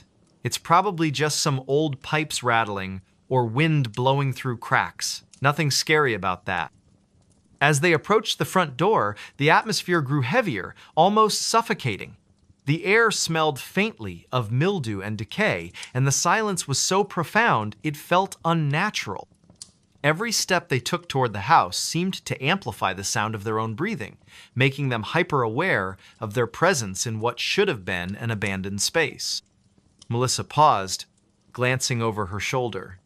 Does anyone else feel like we're being watched? Ben frowned, scanning the surrounding trees. Probably just squirrels or birds. Still, let's not stay too long. Inside, the house was even worse than they had imagined. Dust covered every surface, and cobwebs hung like curtains between pieces of broken furniture. Faded wallpaper peeled away from the walls, exposing patches of crumbling plaster. In the corner of the living room, an antique grandfather clock stood frozen at 3:17. Its hands rusted into place. "This is creepy as hell," Ryan muttered, kicking a loose floorboard absent-mindedly. "Shh," Claire hissed, holding up a hand. "Do you hear that?" At first they thought it might be the wind, but then it came again, a low, rumbling chuckle that seemed to echo from nowhere and everywhere all at once. It wasn't a pleasant laugh either. It was hollow, almost mechanical, as though someone or something were mimicking human emotion without truly understanding it. "What the?" Ethan trailed off, his voice barely above a whisper. "It's coming from upstairs," Melissa said softly, pointing toward the staircase. "No way am I going up there," Ben declared firmly. "We didn't come all this way just to chicken out now," Ethan shot back, though his bravado wavered slightly. Against their better judgment, they climbed the stairs, each step groaning under their weight. The laughter grew louder as they ascended, reverberating through the narrow hallway until it felt like it was inside their heads. At the end of the corridor, a single door stood ajar, light spilling through the crack. "That's impossible," Claire whispered, her brow furrowing. "There are no lights on in this house." Ignoring her warning, Ethan pushed the door open. Inside was a small bedroom, its walls lined with faded floral wallpaper. An old rocking chair sat in the center of the room, swaying gently despite the absence of any breeze. On the dresser, a dusty mirror reflected their pale, frightened faces. And then, without warning, the laughter erupted, a deafening cacophony that made their ears ring and their hearts race.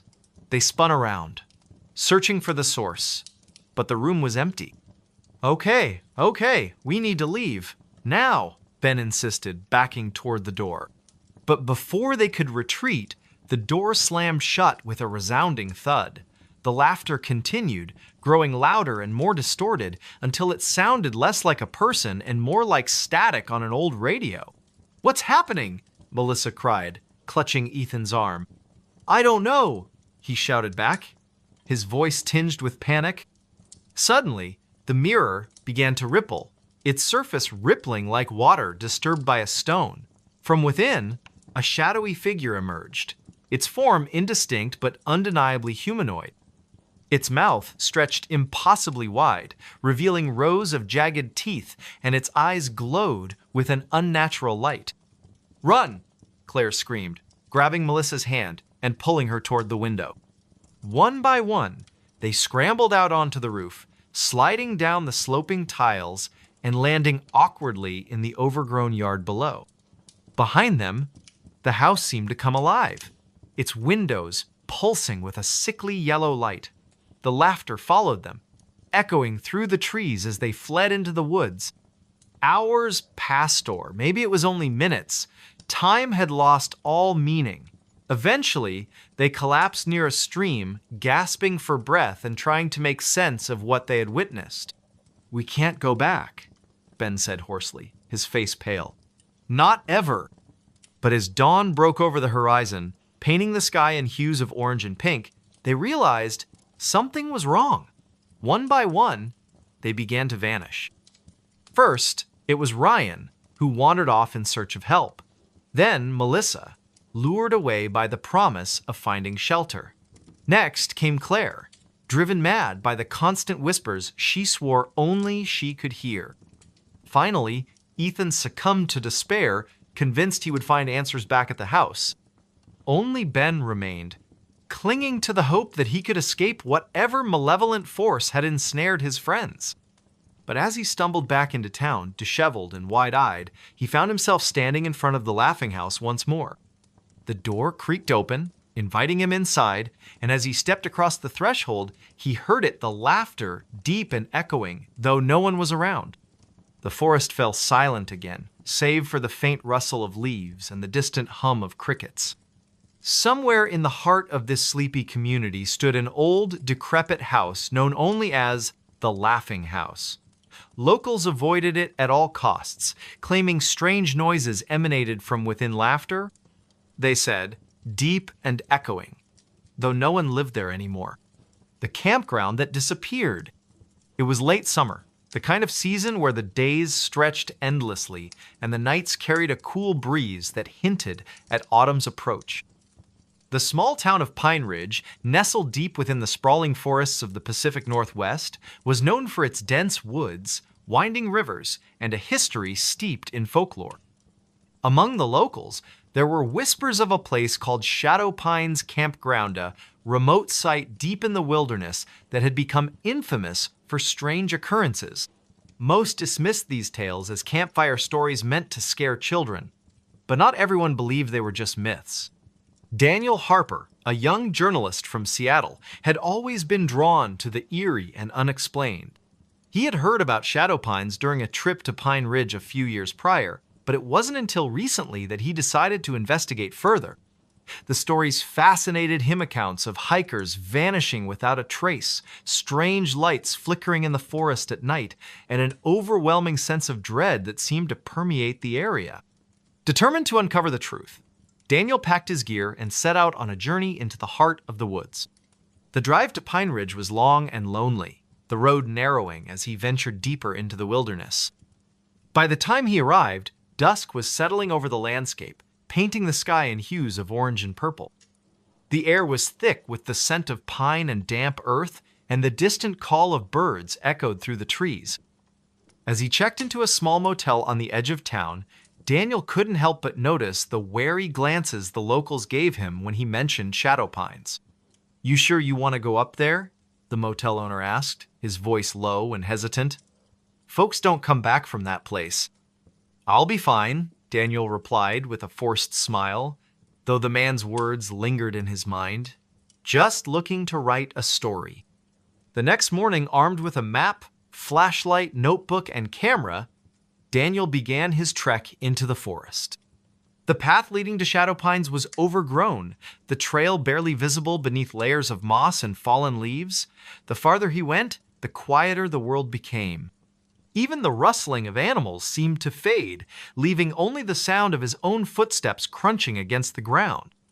After hours of hiking, he finally reached the clearing where the campground was said to be located.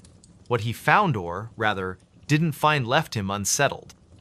There were no tents, no fire pits, no signs of human activity whatsoever, just an empty expanse surrounded by towering trees that loomed like silent sentinels.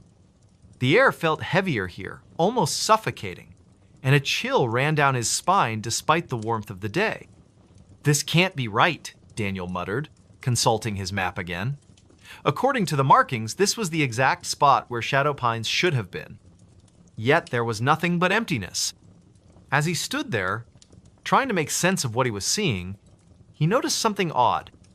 Scattered around the clearing were remnants of what appeared to be old camping equipment-trusted lanterns, tattered tarps, even a child's doll half buried in the dirt. It was as if the campground had been abandoned suddenly, with no time to pack up or clean up.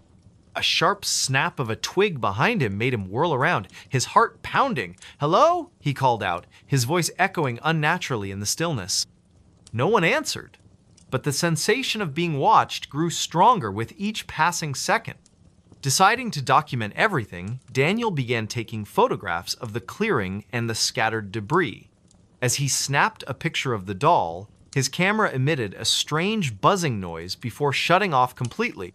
Frowning, he fiddled with the device, but it refused to turn back on. "Great," he muttered under his breath, stuffing the useless camera into his bag. "Guess I'll have to rely on notes." He moved closer to inspect the doll more closely, crouching down to brush away some of the dirt covering its face. The porcelain features were cracked and weathered, but there was something unsettling about the way its glassy eyes seemed to follow him. A sudden gust of wind swept through the clearing, sending a shiver down his spine. That's when he heard a faint whisper, so soft it could have been the wind. "Leave." Daniel froze, his breath catching in his throat. "Who's there?" he demanded, his voice trembling slightly. The whisper came again, louder this time. "Go now." His instinct screamed at him to run, but curiosity rooted him to the spot. Slowly, he rose to his feet and scanned the surrounding trees, searching for any sign of movement. The forest remained eerily still, yet the feeling of being watched intensified. Determined to get to the bottom of this, Daniel pressed on, venturing deeper into the woods. He followed a narrow trail that seemed to lead away from the clearing, hoping it would take him somewhere area that might provide answers. The light was fading fast, casting long shadows that danced across the forest floor. After what felt like an eternity, he stumbled upon a dilapidated cabin hidden among the trees. Its wooden walls were rotting, and the roof sagged dangerously, but it offered shelter from the growing darkness. Reluctantly, he pushed open the creaky door and stepped inside.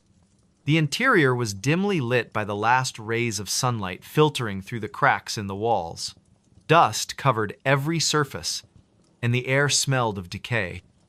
In the center of the room stood a rickety table, atop which lay a collection of objects: a journal, a pocket watch, and a bundle of faded photographs.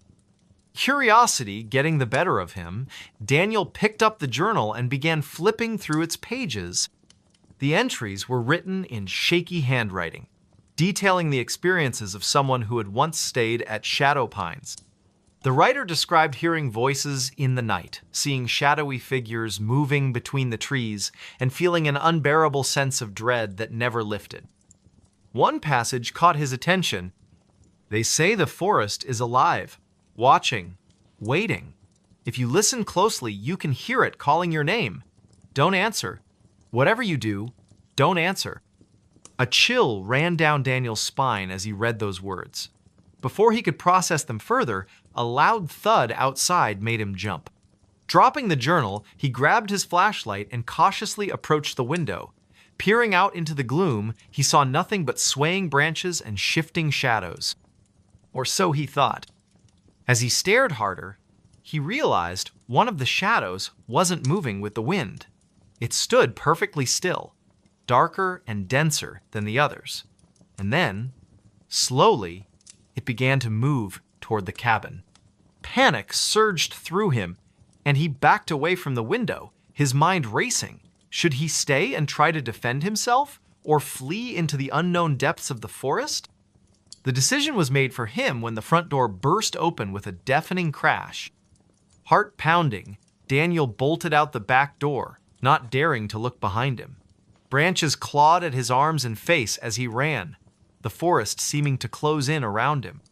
The whispers returned, louder now, overlapping in a cacophony of voices that urged him to stop, to turn around, to give in. "No!" he shouted, his voice raw with desperation. "I won't stop!" Somehow, miraculously, he found his way back to the trail leading out of the woods. By the time he emerged onto the main road, dawn was breaking, painting the sky in soft pastels. Exhausted and shaken, he collapsed onto the ground, gasping for breath. When he finally mustered the strength to stand, he turned back to look at the forest one last time. Through the mist, rising from the trees, he could see the outline of the clearing where Shadow Pines had supposedly been. But now, instead of emptiness, there was something elsey, cluster of tents, flickering campfires, and figures moving about as if nothing were amiss. Blinking in disbelief, Daniel rubbed his eyes, certain he was hallucinating.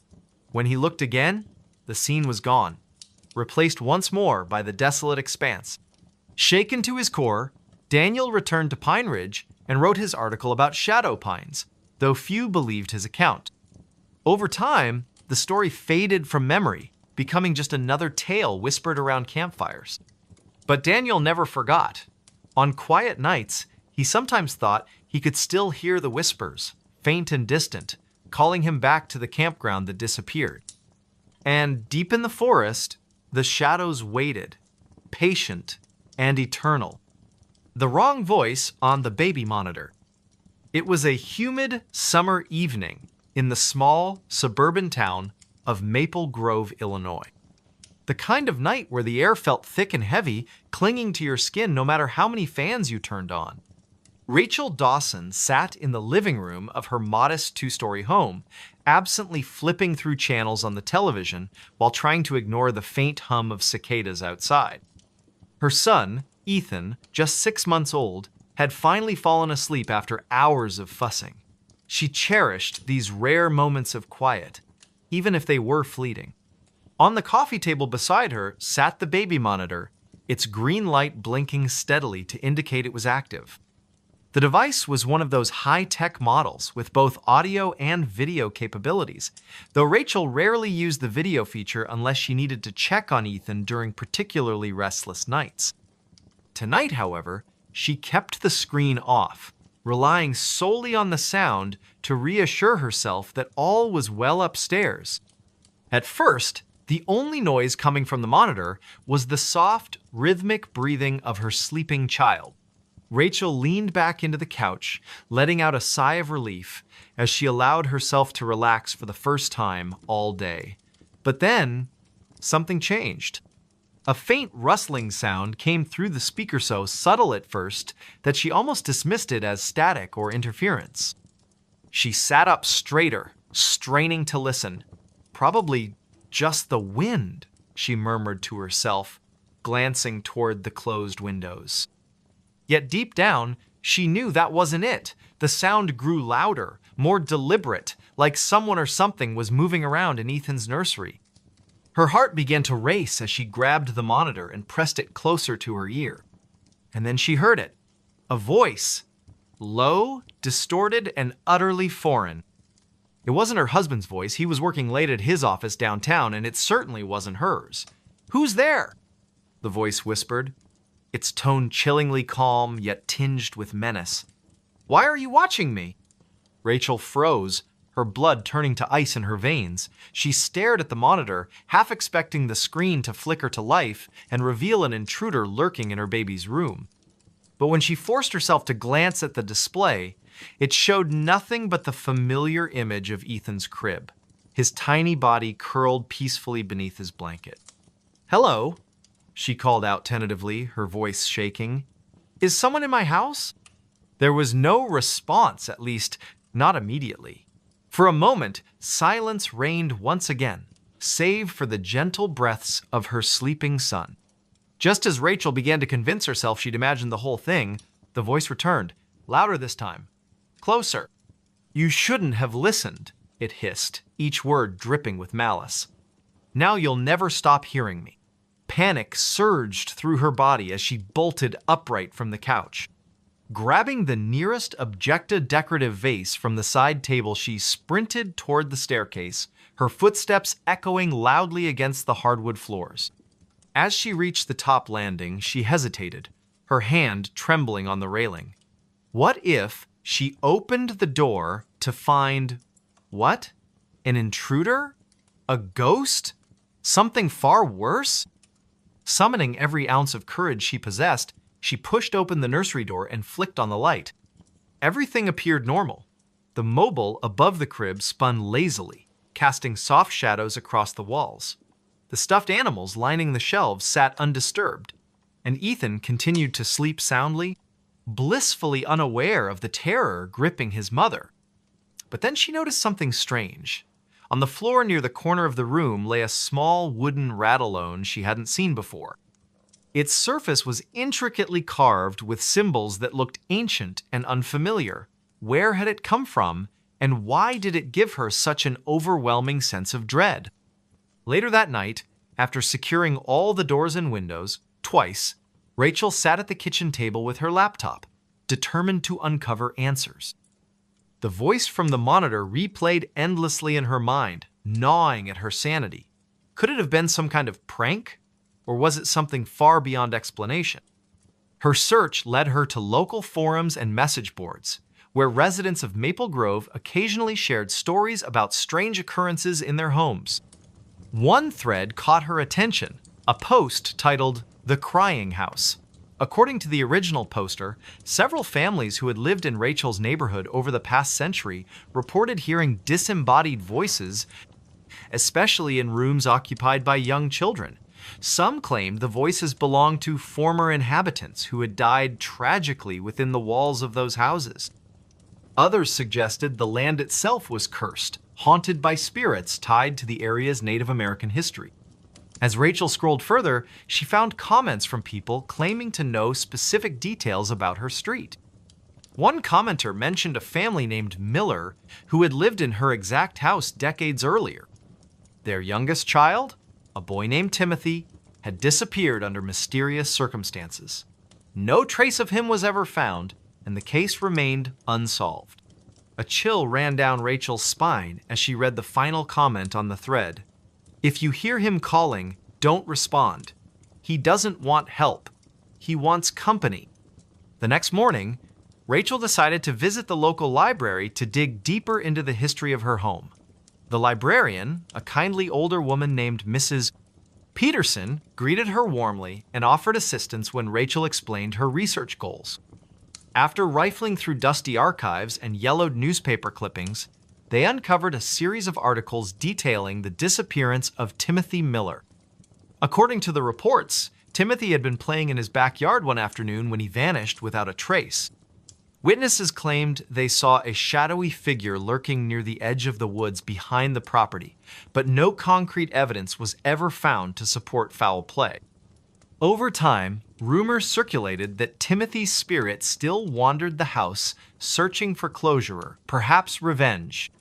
Mrs. Peterson leaned in closer, lowering her voice to a whisper. "People say the Millers tried everything to contact him," she said solemnly. "Psychics, seances, even exorcisms. Nothing worked. Eventually, they moved away, convinced the house was cursed." Rachel thanked the librarian and left the building feeling more uneasy than ever. If the voice on the monitor truly belonged to Timothy or whatever remained of him, what did it mean for her and Ethan? That evening, Rachel installed extra locks on all the doors and set up motion-activated cameras around the perimeter of the house. She also kept the baby monitor close at hand, refusing to let it out of her sight. Despite her precautions, the voice returned. This time, it spoke directly to Ethan. "Come play with me," it cooed, its tone deceptively sweet. "We'll have so much fun together." Rachel's heart nearly stopped as she rushed to the nursery, finding her son wide awake and staring blankly at the wall. His expression was eerily calm, almost trance-like. When she picked him up, he didn't cry or squirm as usual, he simply gazed at her with unblinking eyes. Desperate for guidance, Rachel reached out to a friend who specialized in paranormal investigations. Mark Thompson arrived the following day armed with equipment designed to detect supernatural activity. Together, they conducted a thorough sweep of the house, focusing particularly on the nursery. To their astonishment, the devices registered significant anomalies, cold spots, electromagnetic fluctuations, and faint whispers that seemed to emanate from nowhere. Mark warned Rachel that whatever presence lingered in her home was intelligent and potentially dangerous. "It knows you're onto it," he said gravely. "Be careful." Over the next few days, the disturbances escalated. Toys would move inexplicably across the floor. Lights flickered unpredictably, even when no one was home.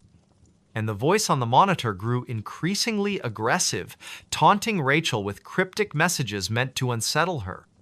One night, unable to endure the torment any longer, Rachel decided to confront the entity head-on.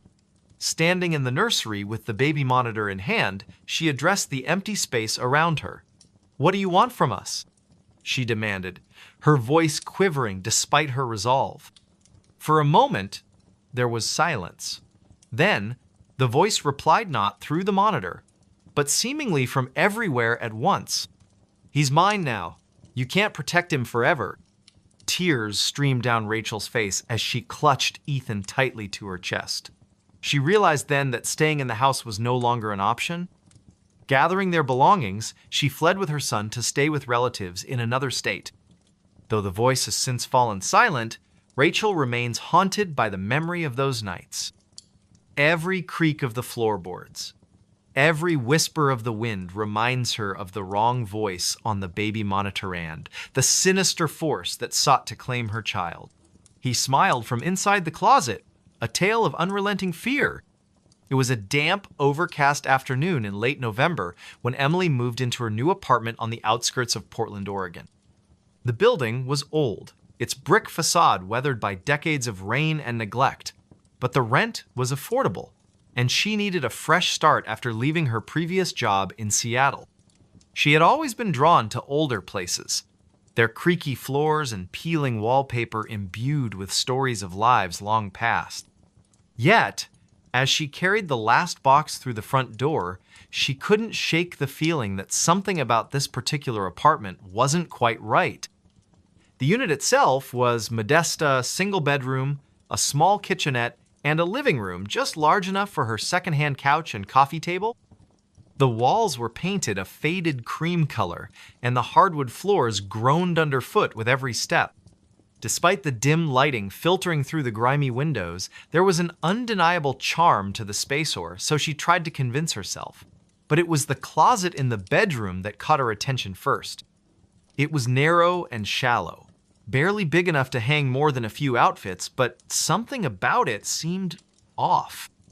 As she unpacked her belongings, Emily found herself glancing at the closet door repeatedly, her unease growing with each passing hour.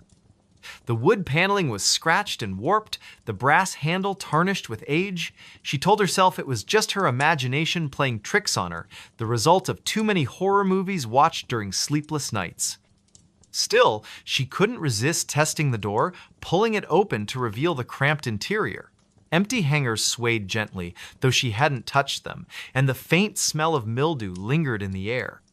Shaking her head, she closed the door firmly and returned to her task. By evening, the rain had begun to fall, tapping softly against the window panes as twilight settled over the city.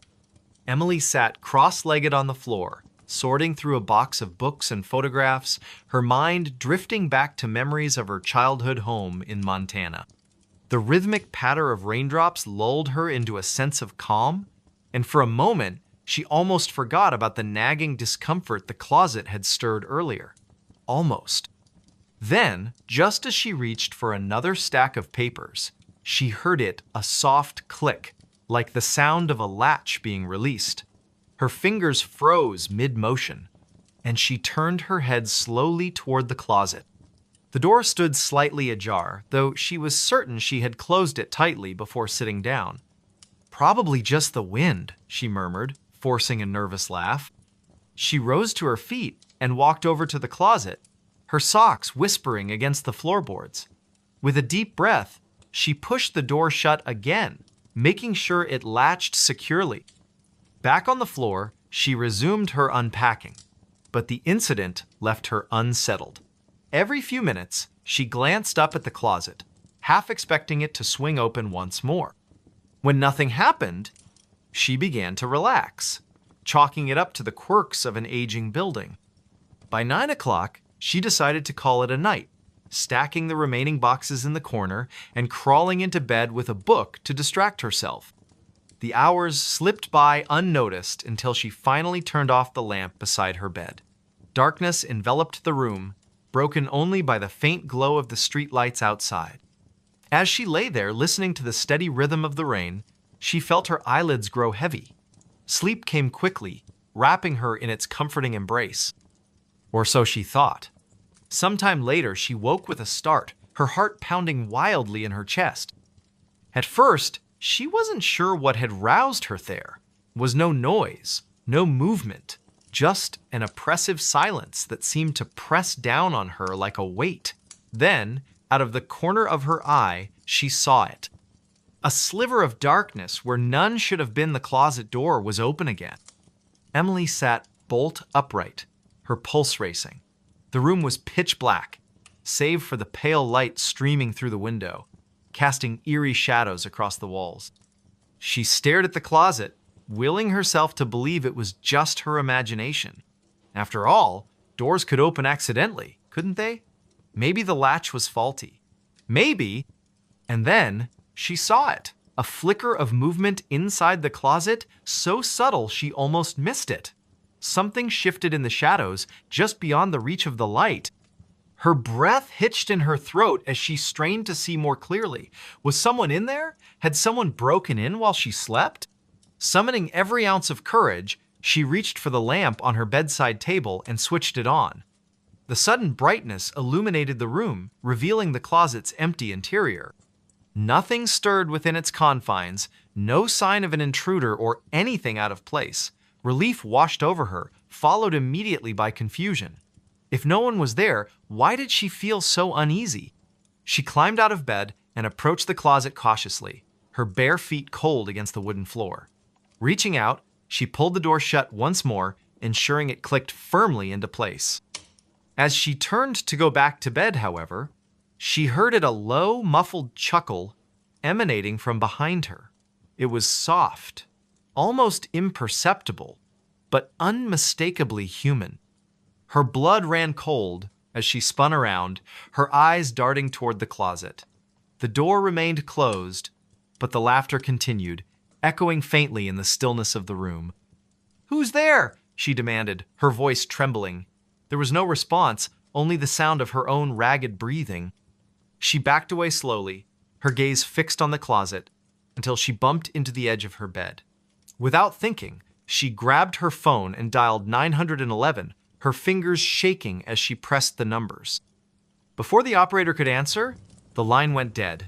She stared at the screen in disbelief. It was as if the phone had lost all power, despite being fully charged moments ago. Desperate, she grabbed a flashlight from the nightstand and aimed its beam directly at the closet. The light revealed nothing unusual, yet the laughter persisted, growing louder and more distinct. It wasn't mocking or cruel. Instead, it carried an unsettling warmth, as though someone found genuine amusement in her terror. And then, just as suddenly as it had started, it stopped. Silence fell once more, heavier than before. Emily sank onto the edge of her bed, clutching the flashlight like a lifeline. Her mind raced with possibilities, none of which offered any comfort. Was she losing her mind? Was this some kind of prank? Or was something truly haunting her new home? Unable to stay in the room any longer, she retreated to the living room, curling up on the couch with a blanket wrapped tightly around her shoulders. For the rest of the night, she kept the lights on, jumping at every creak and groan the building made. When morning finally arrived, she felt exhausted, both physically and emotionally drained. Determined to uncover the truth, Emily spent the following day investigating her apartment. She inspected the closet thoroughly, checking for hidden compartments or signs of tampering, but found nothing out of the ordinary. She even asked her neighbors if they had experienced anything strange, but they dismissed her concerns, attributing the noises to the building's age. Frustrated and increasingly anxious, she decided to research the history of the property online. What she discovered chilled her to the bone. Decades earlier, the building had been the site of a grisly murder-suicide. A man named Harold Grayson, described in news articles as reclusive and deeply disturbed, had killed his wife and young daughter before taking his own life in the very same apartment. According to reports, he had locked himself in the master bedroom and barricaded the door, refusing to let anyone enter. When authorities finally broke in, they found his body slumped against the closet, a knife clutched in his hand, and a disturbing smile frozen on his face. Emily's stomach churned as she read the details, her mind conjuring images she wished she could unsee. Could it be possible that Harold's spirit still lingered in the apartment, trapped between worlds? She didn't consider herself superstitious, but the coincidence was too striking to ignore. That evening, she resolved to confront whatever presence haunted her home. Armed with a camera and a digital recorder, she sat cross-legged on the floor of her bedroom, facing the closet. The atmosphere was tense, charged with an energy that made her skin prickle. She pressed record and began speaking aloud, her voice wavering slightly. "If you're here, If you can hear me, please show yourself. I don't mean any harm. I just want to understand." For several minutes, nothing happened. The room remained silent, the only sound the faint hum of the recorder. Just as she began to doubt her plan, the closet door creaked open slowly, inch by inch, until it stood wide. Emily's breath caught in her throat as she stared into the darkness, her grip tightening on the camera. From within the shadows, two pale eyes appeared, gleaming faintly in the dim light. They were accompanied by the unmistakable curve of a grin-wide, toothy, and utterly unnatural. "Harold?" she whispered, her voice barely audible. In response, the figure stepped forward, emerging fully into view. He was gaunt, his skin stretched taut over sunken cheeks, his hair matted and unkempt, his clothes were tattered, remnants of a bygone era, and his hands were stained with dried blood. But it was his smile that terrified her most, a grotesque caricature of joy, devoid of humanity. "You shouldn't have come here," he rasped, his voice a guttural blend of malice and sorrow. "This isn't your place." Emily scrambled backward, dropping the camera as she fumbled for her phone. Her fingers trembled as she dialed emergency services, but the call failed to connect. Harold advanced steadily, his grin widening with each step. "You can't leave," he said, his tone almost playful. "Not after seeing me." Panic surged through her veins as she bolted for the door, but it slammed shut before she could reach it. Trapped, she turned to face him, tears streaming down her face. "Please," she begged, her voice cracking. "I didn't know. I swear I didn't know." Harold tilted his head, studying her with an expression of detached curiosity. "Too late?" he murmured, raising a bloody hand toward her. "Now you'll stay with us." The world dissolved into chaos. Emily screamed, clawing at the door in a futile attempt to escape, but her efforts were in vain. The last thing she saw before darkness claimed her was Harold's smile bright, unyielding, and utterly triumphant. Weeks later, the apartment sat empty, its windows boarded up and its halls silent. Neighbors whispered about the tragedy, speculating about the young woman who had vanished without a trace. Some claimed to hear faint laughter coming from the unit late at night, while others reported seeing a shadowy figure standing in the window. No one dared to investigate further. And deep within the walls of the old building, Harold Grayson smiled contentedly, knowing he would never be alone again. They moved out. Something stayed. It was late spring in the small town of Black Hollow, a quiet community nestled in the rolling hills of Ohio. The air carried the scent of blooming wildflowers, and the sun hung low in the sky, casting golden rays over the rows of modest houses that lined the streets. Among these homes stood 42 Maplewood Lane, a weathered Victorian house with peeling white paint and crooked shutters. For decades, it had been the residence of the Thompson family parents, 2 children, and their aging dog Bud. Now, it sat empty, its windows dark and its porch sagging under the weight of neglect. The Thompsons had moved out abruptly, leaving behind whispers among the neighbors. No one knew exactly why they left, only that they had packed up overnight and vanished without a word. Some said it was because of financial troubles. Others claimed the house was haunted. Whatever the reason, the property remained unoccupied for months, its presence growing more ominous with each passing day. Then came Emma Dawson, a young woman in her late 20s who had inherited the house from a distant relative she barely remembered. A freelance photographer by trade, Emma was drawn to the idea of solitude, a chance to escape the chaos of city life and focus on her work. She arrived at the house one cloudy afternoon, her car loaded with boxes and camera equipment.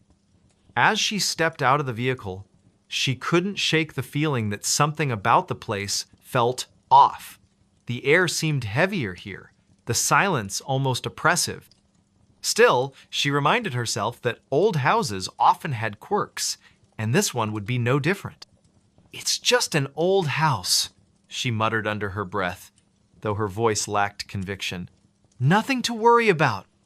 Unlocking the front door, Emma stepped inside, her footsteps echoing on the creaky wooden floors. The interior was dim, the sunlight filtering weakly through dusty curtains. Cobwebs clung to the corners of the ceiling, and a thin layer of grime coated every surface. Boxes were stacked haphazardly in the living room, remnants of the previous owner's hasty departure. Emma set down her bag and began unpacking, determined to make the space livable. As she worked, she noticed strange details about the house scratches on the walls that looked too deliberate to be accidental, faint scorch marks on the carpet, and a peculiar odor that lingered despite her efforts to air out the rooms. By nightfall, she had made some progress, but exhaustion crept in quickly. Deciding to call it a night, she lit a few candles and settled onto the couch with a cup of tea. Outside, the wind howled through the trees, rattling the loose shutters and sending shadows dancing across the walls. That's when she heard the first sound that would haunt her nights to come. A soft thud came from upstairs, followed by the unmistakable creak of floorboards.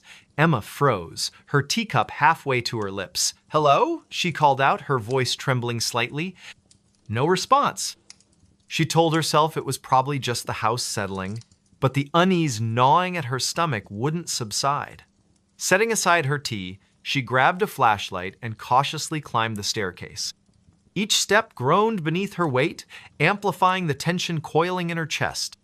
At the top, she found herself facing a long hallway lined with closed doors. One of them stood slightly ajar, a sliver of moonlight spilling through the gap. Her heart pounded as she approached, pushing the door open with a trembling hand. Inside was an empty bedroom, its walls bare except for a single faded photograph hanging askew.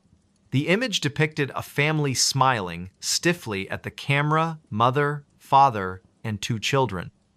Something about their expressions unsettled her, as if they were hiding a secret too terrible to share. Before she could examine it further, a cold breeze swept through the room, extinguishing the candle she had brought with her. Darkness enveloped her, broken only by the weak beam of her flashlight. Panic rising, she turned to leave, but stopped short when she saw the shadowy figure standing in the doorway. It wasn't human. Its form shifted and writhed like smoke given shape, its eyes glowing faintly in the gloom. Emma stumbled backward, her breath catching in her throat. The thing tilted its head, studying her with an intelligence that chilled her to the bone. Then, with a speed that defied logic, it lunged forward. Emma screamed and bolted from the room, slamming the door shut behind her. She raced down the stairs and out the front door, not stopping until she reached her car. Trembling, she fumbled with the keys and sped away, leaving the house and whatever lurked within behind. For days, she avoided returning, staying with a friend in town while she tried to process what had happened. But curiosity eventually got the better of her. Determined to uncover the truth, she visited the local library, poring over old records and newspaper clippings related to 42 Maplewood Lane. What she discovered sent a shiver down her spine. Decades earlier, the house had belonged to a reclusive man named Arthur Grayson, who was rumored to dabble in occult practices. Neighbors reported hearing strange noises coming from his home, and several children claimed to have seen monsters lurking in the woods behind the property.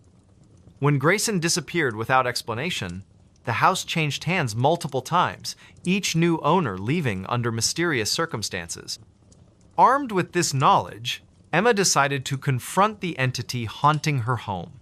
She enlisted the help of a local historian named Mr. Peterson, who specialized in folklore and paranormal phenomena. Together, they returned to the house on a moonlit night, carrying sage bundles, salt, and a journal containing instructions for banishing malevolent spirits. The ritual was tense and exhausting, requiring them to chant incantations and burn herbs throughout the house. At first, nothing seemed to happen. But as they reached the final steps, the atmosphere shifted dramatically. The temperature plummeted, and the air grew thick with static electricity. Shadows swirled around them, taking on grotesque shapes before dissolving into nothingness. Suddenly, a deafening roar filled the house, shaking the very foundation. The lights flickered violently, then went out completely. In the darkness, Emma felt a presence looming over her, its malice palpable. She clutched the journal tightly, reciting the final words of the incantation with all the strength she could muster. And then, silence. When the power returned moments later, the oppressive energy that had plagued the house was gone. Exhausted but relieved, Emma and Mr. Peterson exchanged wary glances. "I think we did it," he said softly, though his tone suggested he wasn't entirely convinced. Over the following weeks, Emma stayed in the house, testing her newfound sense of security. Though the oppressive feeling had lifted, she couldn't shake the lingering suspicion that something or someone remained. One evening, as she sorted through the remaining boxes left by the Thompsons, she found a journal tucked away in a dusty corner. Its pages were filled with frantic scribbles detailing the family's experiences in the house. They described hearing voices in the walls, seeing shadowy figures in the hallways, and feeling an overwhelming sense of dread that never eased. In the final entry, written in shaky handwriting, the author confessed, "We're leaving tonight. We can't stay any longer. It watches us. It waits. We thought moving out would end it, but I fear it will follow us wherever we go." The realization hit Emma like a punch to the gut. The Thompsons hadn't escaped, they had simply passed the burden on to her. From that moment on, Emma lived in constant vigilance, aware that the house might still harbor secrets she hadn't uncovered. Occasionally, she would hear faint whispers drifting through the halls or catch glimpses of movement out of the corner of her eye. But she refused to abandon the home she had fought so hard to reclaim. "They moved out," she whispered to herself one night, staring into the flickering flame of a candle. But something stayed. And deep within the walls of 42 Maplewood Lane, the shadows stirred once more. The note under the floorboards. Late one October evening, in a small town nestled deep within the Appalachian Mountains of West Virginia, a man named Daniel Harper found himself alone in his late grandmother's creaky old house. The air was thick with the scent of damp wood and aged paper, and the faint hum of insects echoed through the cracks in the walls. It had been years since he last visited this place, but after her passing, Daniel felt an inexplicable pull to return, as if some unseen force was calling him back to uncover something long buried. The house stood at the end of a winding dirt road, surrounded by towering oak trees whose skeletal branches clawed at the darkening sky. Its weathered exterior bore the marks of time-peeling paint, sagging shutters, and a porch that groaned under even the slightest weight. Inside, things were no better. Dust coated every surface, and shadows seemed to linger longer than they should. The electricity hadn't worked for years, so Daniel relied on oil lamps scattered throughout the house to fend off the encroaching darkness. It was during his second night there that it happened. Daniel had decided to clean out the attic, a task he'd been avoiding since arriving. As he shuffled through boxes filled with yellowed photographs and forgotten trinkets, he noticed a loose floorboard near the far corner of the room. At first, he thought nothing of it, just another sign of the house's decay, but curiosity got the better of him. Kneeling down, he pried the warped plank up with a crowbar he'd brought along. Beneath the board lay a single sheet of paper, folded neatly into quarters.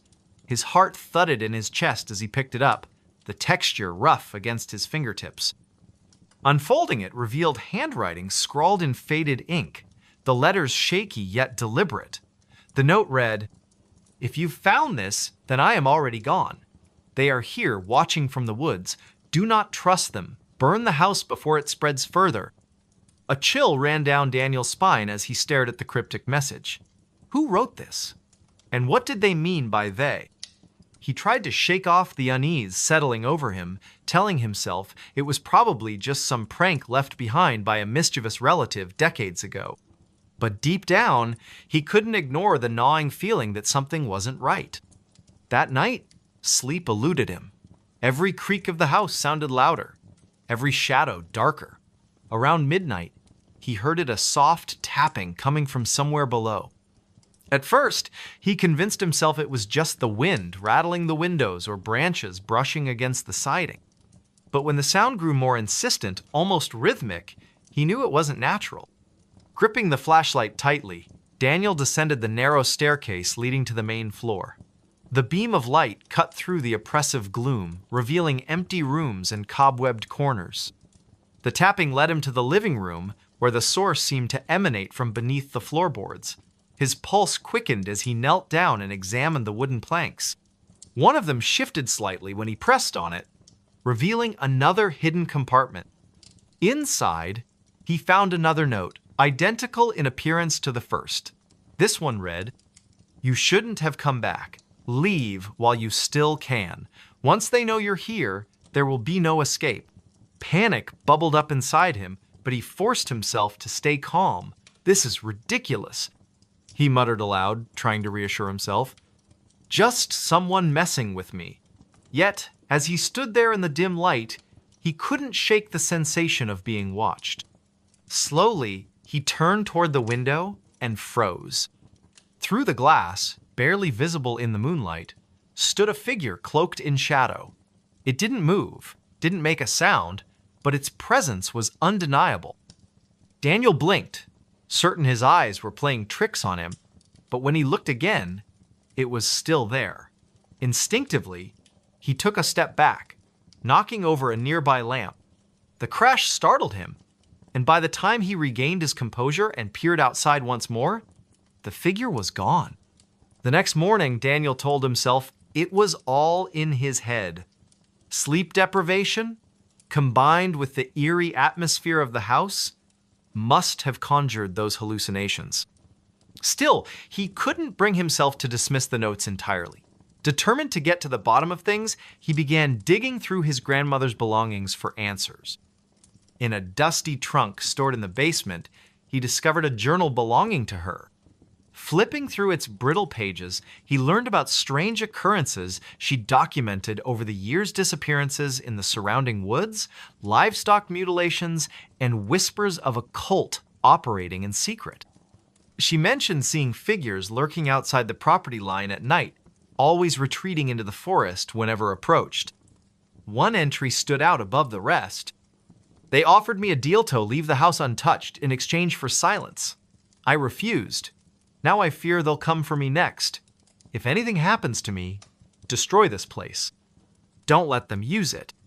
Daniel's hands trembled as he closed the journal.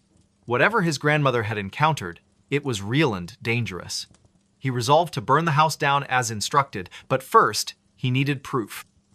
He couldn't risk looking like a lunatic to the authorities if he reported these events without evidence. That evening, armed with a camera and a renewed sense of purpose, Daniel ventured into the woods surrounding the property. The forest was eerily silent, save for the occasional rustle of leaves overhead. Every step felt heavier than the last, as though the ground itself resisted his intrusion. After walking for what felt like hours, he stumbled upon a clearing bathed in pale moonlight.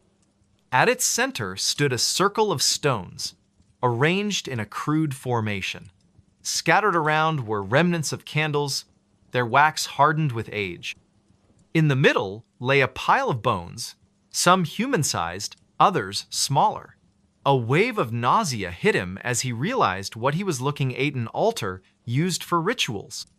Suddenly, the air grew colder, and the hairs on the back of his neck stood on end.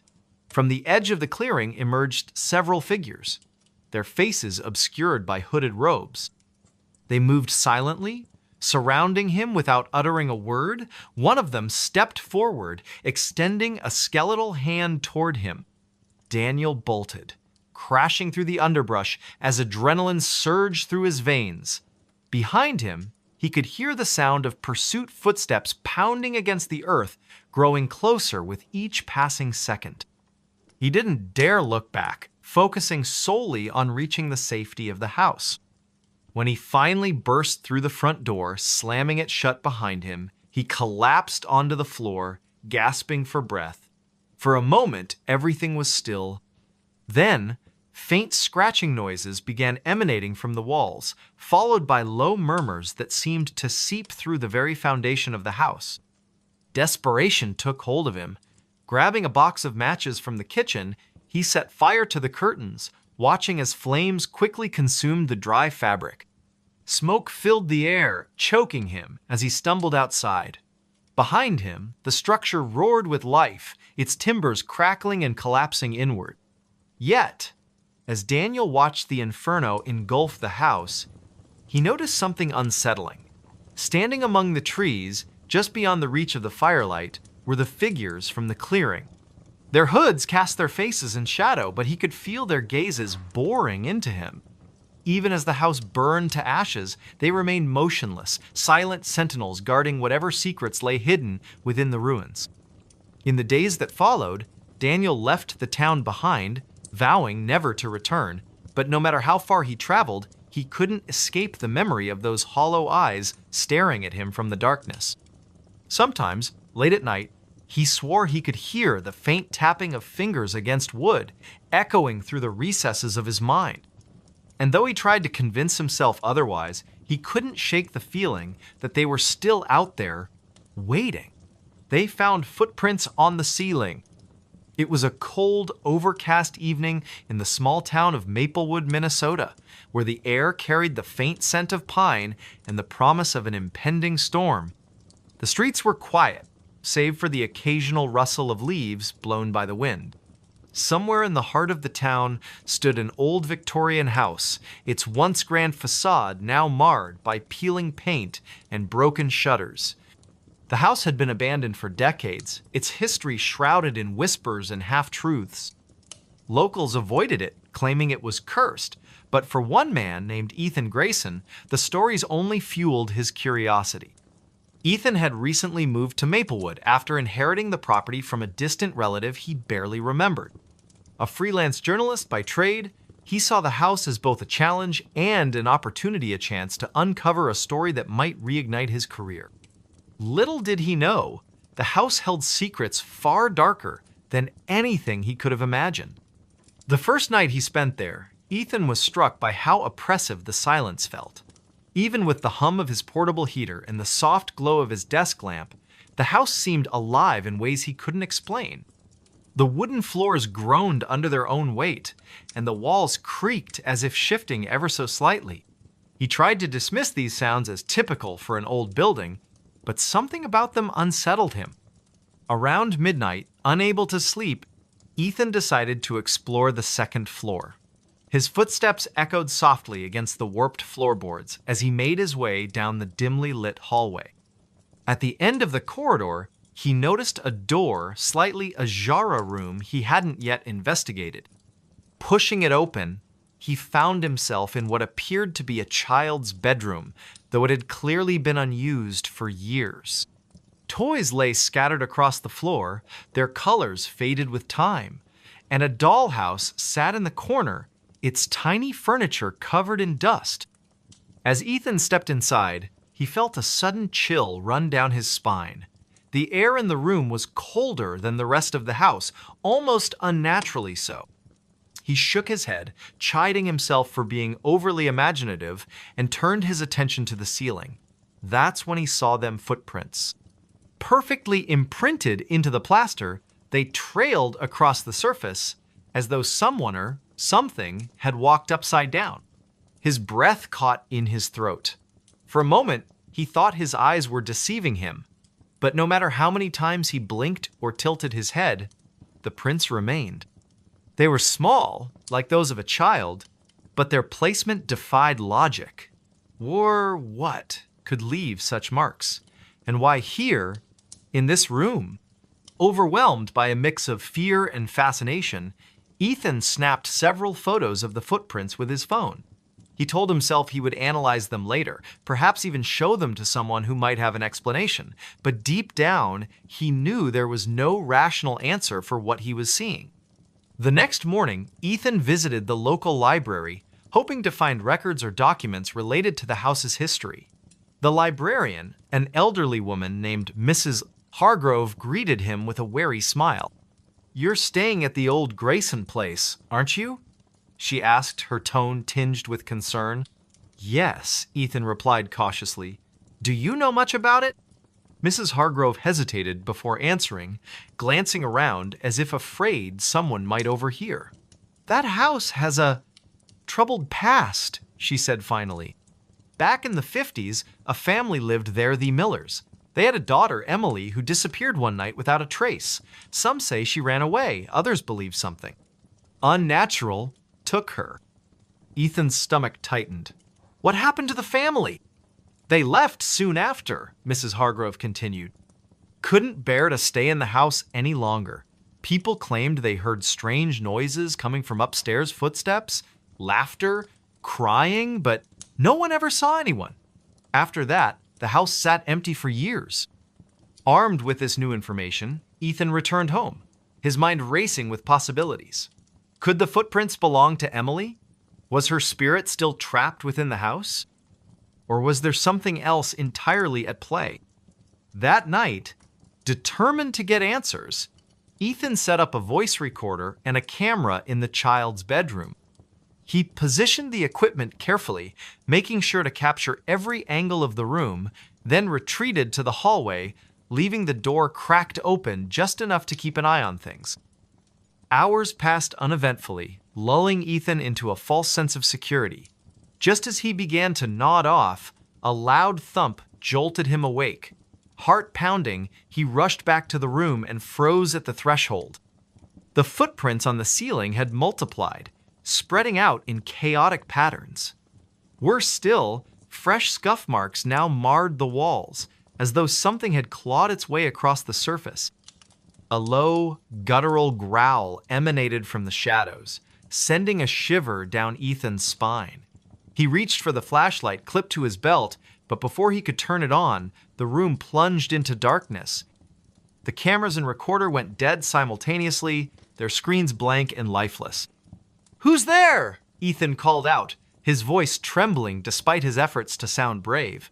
There was no response, only the sound of heavy breathing growing louder and closer. Slowly, he backed away, his eyes straining to adjust to the pitch blackness. Then came the footsteps, not on the floor, but above him, moving deliberately across the ceiling. Each step resonated through the room, accompanied by a faint scraping noise that made Ethan's skin crawl. He stumbled backward, tripping over a forgotten toy and landing hard on the floor. Suddenly, the lights flickered back on, revealing the room exactly as it had been before untouched, save for the additional footprints now covering every inch of the ceiling. The cameras and recorder sprang to life again, their displays blinking erratically. Desperate for answers, Ethan grabbed the devices and fled downstairs, locking himself in the kitchen until dawn. When morning finally arrived, Ethan reviewed the footage, hoping to find some clue about what had happened. To his horror, the recordings showed nothing unusual, just static-filled frames and garbled audio. Yet, amidst the distortion, he caught glimpses of movement too quick to identify, shadowy figures darting just out of view. Unable to shake the feeling that he was being watched, Ethan decided to dig deeper. He contacted a historian named Dr. Lewis, who specialized in paranormal phenomena. After hearing Ethan's account, Dr. Lewis agreed to visit the house the following evening. Dr. Lewis arrived promptly at sunset, carrying a bag filled with equipment designed to detect supernatural activity. Together, they conducted a thorough investigation, setting up motion sensors, thermal scanners, and electromagnetic field detectors throughout the house. As they worked, Ethan recounted everything he'd experienced, including the footprints and the eerie footsteps. "I've seen cases like this before," Dr. Lewis admitted grimly. "Sometimes, places become conduits for entities we can't fully understand. If your theory about the missing girl is correct, it's possible her energy is trapped here, manifesting in disturbing ways." Their conversation was cut short by a sudden drop in temperature. The lights flickered violently, casting the room into intermittent darkness.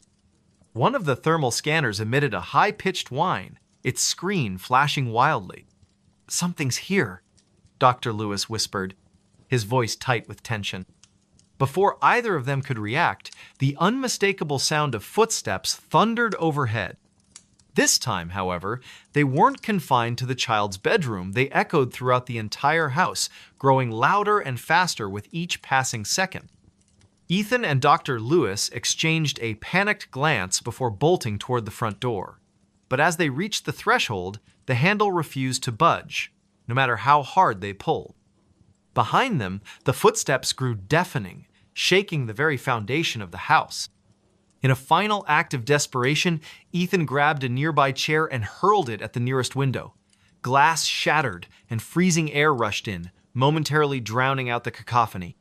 Without hesitation, they scrambled outside, collapsing onto the frostbitten grass as the house loomed ominously behind them. For a long while, neither of them spoke, their breaths visible in the frigid night air. Finally, Dr. Lewis broke the silence. "We need to burn it," he said firmly. "Whatever is inside that house, it can't be allowed to spread." Though reluctant, Ethan knew he had no choice. With Dr. Lewis's help, he gathered gasoline and matches, dousing the exterior of the house before stepping back. As flames engulfed the structure, consuming its rotting wood and crumbling walls, Ethan felt a strange mixture of relief and sorrow. But even as the fire raged on, he couldn't shake the feeling that the footprints on the ceiling hadn't truly vanished. Somewhere, deep within the inferno, he swore he heard the faint sound of laughter, a child's laughter echoing through the smoke. Years later, Ethan still dreams of that night. No matter how far he travels or how much time passes, the memory of those footprints haunts him, a chilling reminder that some mysteries are better left unsolved. The Screaming Room. It was a cold December evening in the small town of Elmwood, Ohio. The air carried an unusual chill even for this time of year. Families were gathered around their fireplaces, unaware of the events unfolding just outside the city limits. Before we begin, tell me, where are you listening from, and what time is it there? James Carter, a 35-year-old mechanic, lived alone in a century-old farmhouse on the outskirts of town. His wife had passed away 5 years earlier, leaving him to care for their property by himself. The house, though charming, had always given James an uneasy feeling, especially one particular room on the second floor. That night, as James finished repairing his truck in the garage, he noticed something strange. A faint sound, almost like whispering, seemed to be coming from upstairs. He glanced at the clock. 9:17 p.m. Too late for visitors, and definitely too late for his imagination to play tricks on him. Climbing the creaky wooden stairs, James felt the temperature drop noticeably.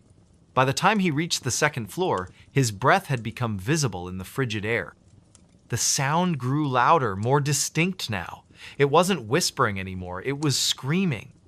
The source came from the west wing of the house, a part of the building rarely used.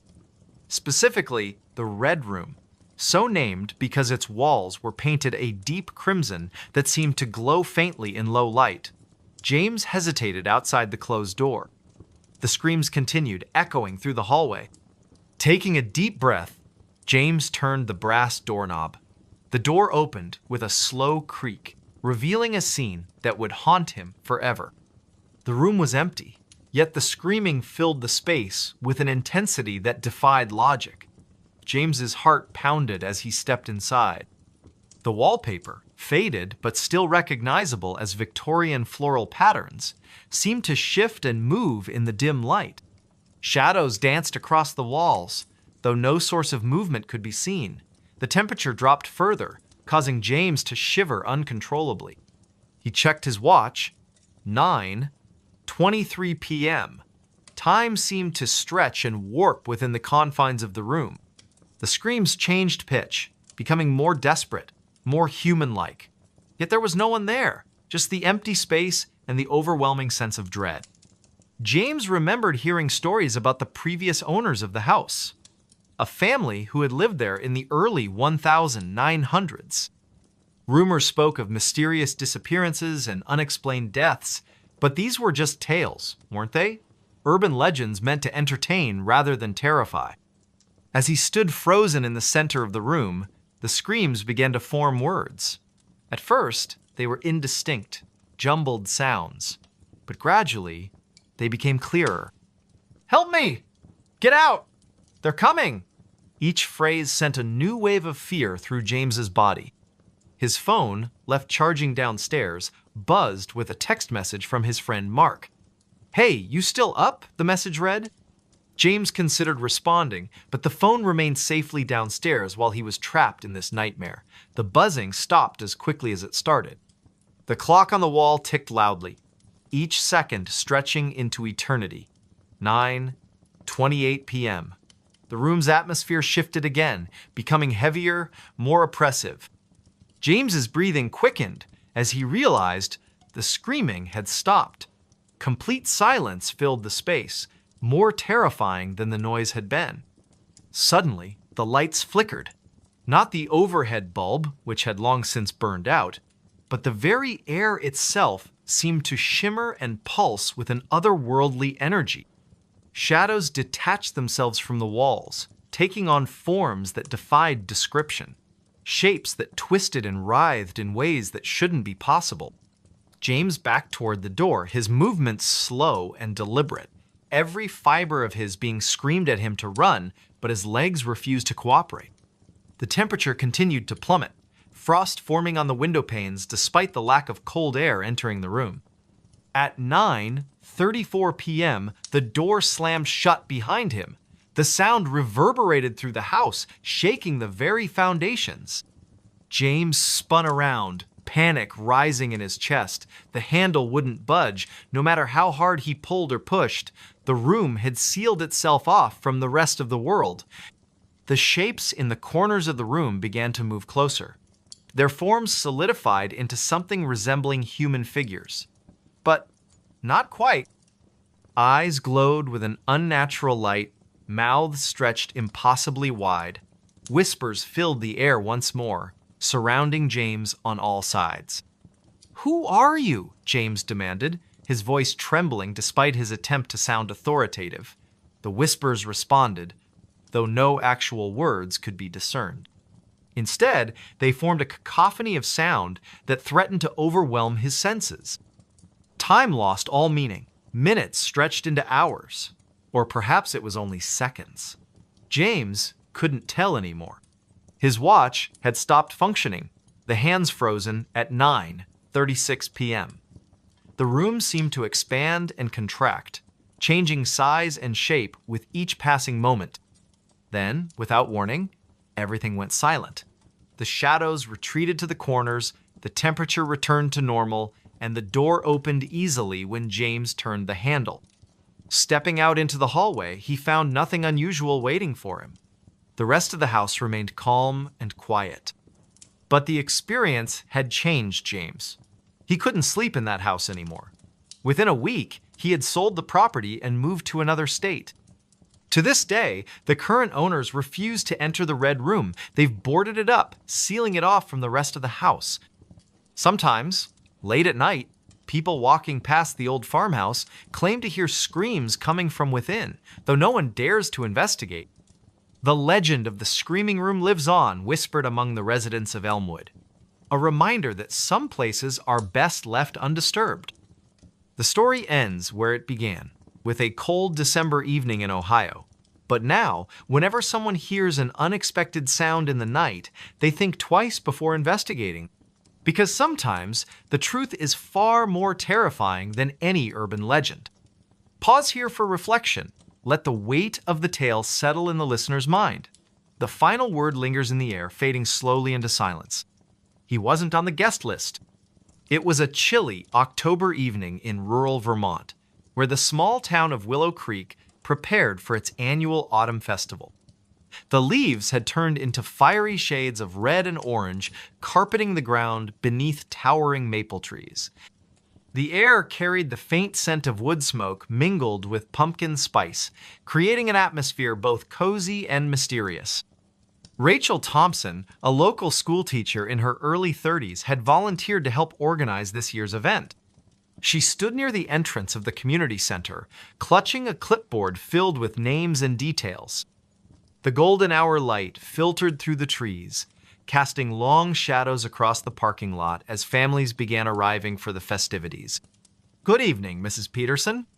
Rachel greeted a familiar face, checking off another name from her meticulously organized list. "Your grandchildren must be excited about the haunted house tour tonight." As the line of visitors grew longer, Rachel noticed a tall figure standing silently at the edge of the parking lot. He wore a dark overcoat that seemed out of place in the crisp but not freezing weather. His presence felt different, though she couldn't quite articulate why. Perhaps it was the way he remained motionless while everyone else bustled about, or how his gaze seemed fixed directly on her despite the distance. "Excuse me," came a voice behind her, startling Rachel from her thoughts. She turned to assist another family, but when she glanced back toward the parking lot moments later, the man was gone. Shaking off an inexplicable feeling of unease, she returned to her duties. The festival proceeded smoothly throughout the evening. Children laughed as they navigated the hay maze, couples strolled hand in hand through the pumpkin patch, and elderly residents shared stories around the bonfire. Yet Rachel couldn't shake the image of that strange man from her mind. Several times, she caught herself scanning the crowd, searching for his distinctive silhouette. Around 9 o'clock, as the last scheduled events drew to a close, Rachel began directing volunteers in the cleanup process. The temperature had dropped noticeably, and a thin mist crept across the grounds, swirling around lampposts and benches.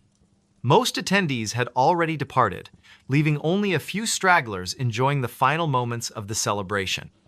"Rachel," called Mark Harrison, one of the event coordinators, "have you seen anyone still wandering around? I thought I heard footsteps near the old storage shed." A chill ran down Rachel's spine that had nothing to do with the cooling night air. "No, everyone should be accounted for by now."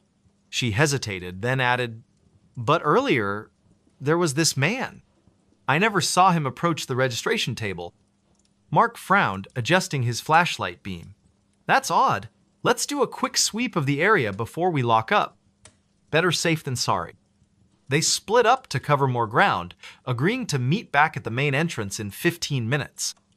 As Rachel made her way past the deserted food stalls and silent game booths, she couldn't help but notice how different everything looked under the dim security lights. Shadows danced eerily along the building's walls, and every rustle of leaves sounded like approaching footsteps. Suddenly, she froze. There, near the edge of the woods, stood the man in the dark overcoat again.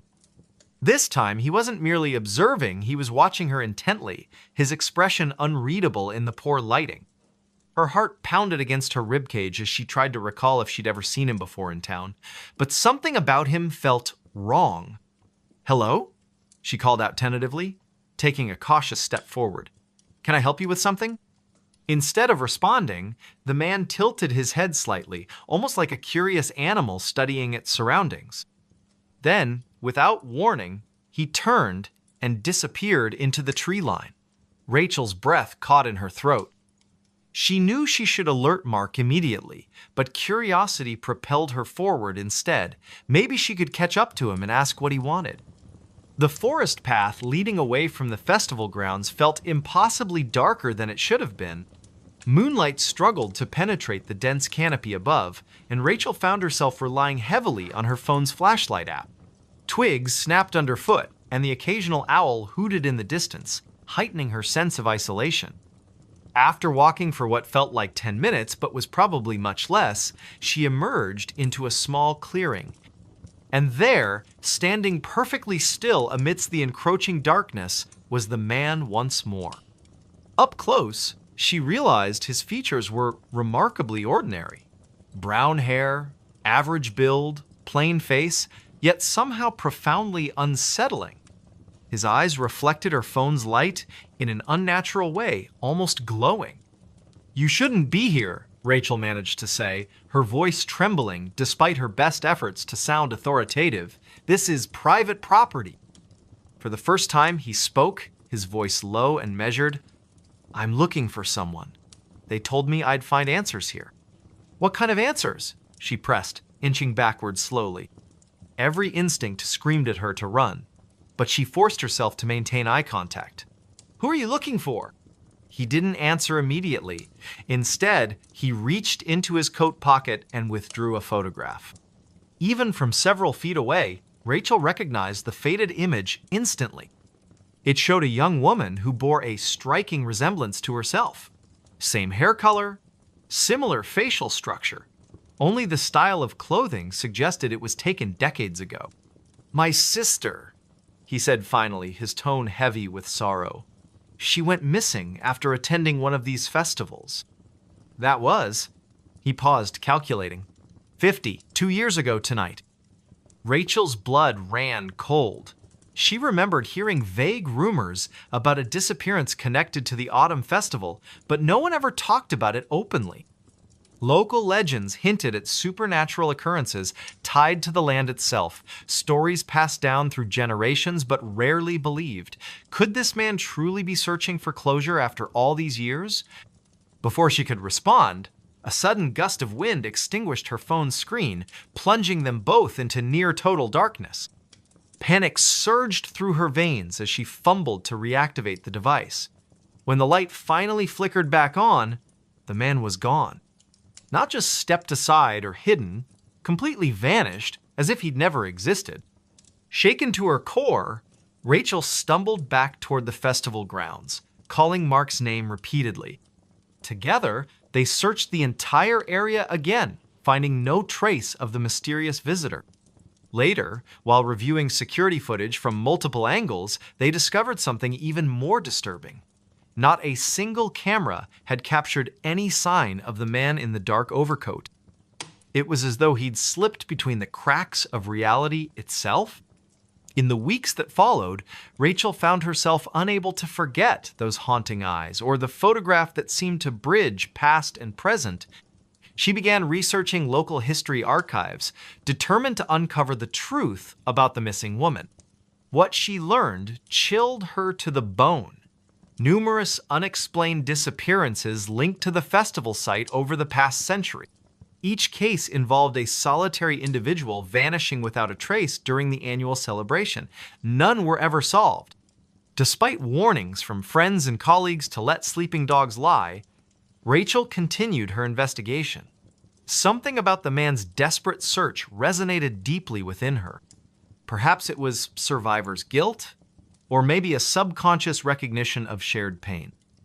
Whatever the reason, she felt compelled to seek answers, no matter where the trail might lead. One moonless night, armed with flashlights and determination, Rachel and Mark ventured back to the clearing where she'd last seen the stranger. The air felt heavier than usual, charged with an almost electric tension. Leaves whispered secrets as they crunched underfoot, and shadows danced unpredictably despite the steady beams of their lights. "Do you really think we'll find anything?"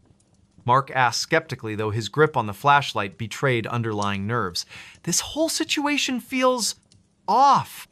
"I don't know," Rachel admitted softly, scanning the perimeter for any signs of disturbance.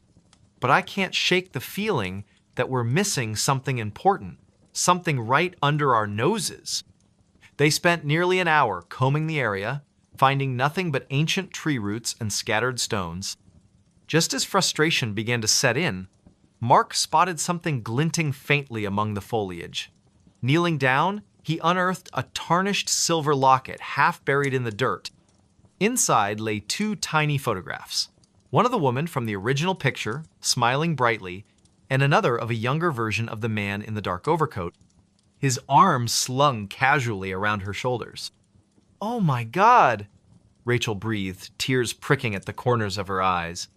"This has to belong to her, to his sister." Without warning, the temperature plummeted dramatically, causing both of them to shiver violently. Their flashlights flickered erratically, threatening to die altogether. A deep, resonant hum filled the air, seeming to emanate from the very earth beneath their feet. And then, emerging from the shadows like a specter materializing from smoke, stood the man once more. His expression hadn't changed, but his presence felt different somehow, more solid yet simultaneously ethereal. He extended a hand toward Rachel, palm upturned expectantly. In that moment, she understood what he wanted, needed from her. Placing the locket gently into his grasp, she whispered, "I'm so sorry. We'll keep looking. I promise." For the first time since their encounter, emotion flickered across his face, gratitude mixed with profound sadness. Slowly, deliberately, he closed his fingers around the precious keepsake. As he did so, his form began to dissolve, fading away like morning mist beneath the rising sun. Within seconds, he was gone, leaving behind only silence and the lingering scent of autumn leaves. Back in Willow Creek, Rachel dedicated herself to preserving the memory of those lost souls whose stories had been forgotten by time. She worked tirelessly to ensure proper memorials were established and historical records updated accurately. Though she never encountered the man in the dark overcoat again, she often sensed his presence during quiet moments, a gentle reminder that some mysteries transcend human understanding, existing beyond the veil of our everyday lives.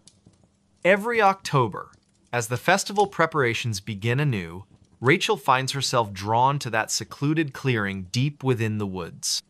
There, surrounded by whispering trees and dancing shadows, she leaves fresh flowers and a handwritten note promising continued vigilance.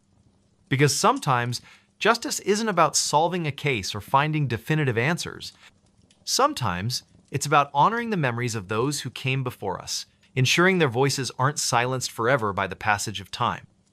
And perhaps, just perhaps, somewhere beyond our comprehension, a brother and sister are finally reunited, free from the burdens of unanswered questions and unresolved grief. Their spirits rest peacefully now, knowing that someone cared enough to remember. Voices in the Cornfield, a haunting tale. It was a quiet, humid evening in late September when Emma first heard the whispers. The sun had just dipped below the horizon, casting long shadows across the endless rows of cornfields that surrounded her small town of Millbrook, Illinois. The air was thick with the scent of damp earth and drying leaves, and a gentle breeze rustled through the towering stalks. She had always found the fields comforting during the day, their golden waves stretching as far as the eye could see. But at night, they felt different, oppressive. As if the darkness between the rows hid secrets too terrible to be spoken aloud. Emma stood on the edge of the field, hesitating for a moment before stepping forward. Her boots crunched softly against the dry soil beneath her feet. It was almost 8 o'clock, and she should have been home by now, but something had drawn her here, a nagging curiosity she couldn't quite explain. Earlier that afternoon, while walking back from the general store, she'd overheard an old man muttering about strange voices coming from the cornfield. He claimed he'd heard them every night for weeks, soft murmurs carried on the wind like ghostly echoes. Most people dismissed his words as nonsense, attributing it to his age or perhaps too many years spent working under the scorching sun. But Emma couldn't shake the feeling that there might be truth to what he said. The moon hung low in the sky, its pale light filtering weakly through the dense canopy above. Shadows danced around her, shifting unpredictably as though alive. She took another cautious step deeper into the field, her heart pounding in her chest. "Hello?" she called out tentatively, her voice barely audible even to herself. Silence greeted her, save for the faint rustling of leaves overhead. She exhaled slowly, trying to calm her nerves. Maybe this was all just her imagination playing tricks on her after hearing the old man's story. But then, faintly, she heard it all whisper. Barely more than a breath, yet unmistakable. It seemed to come from everywhere.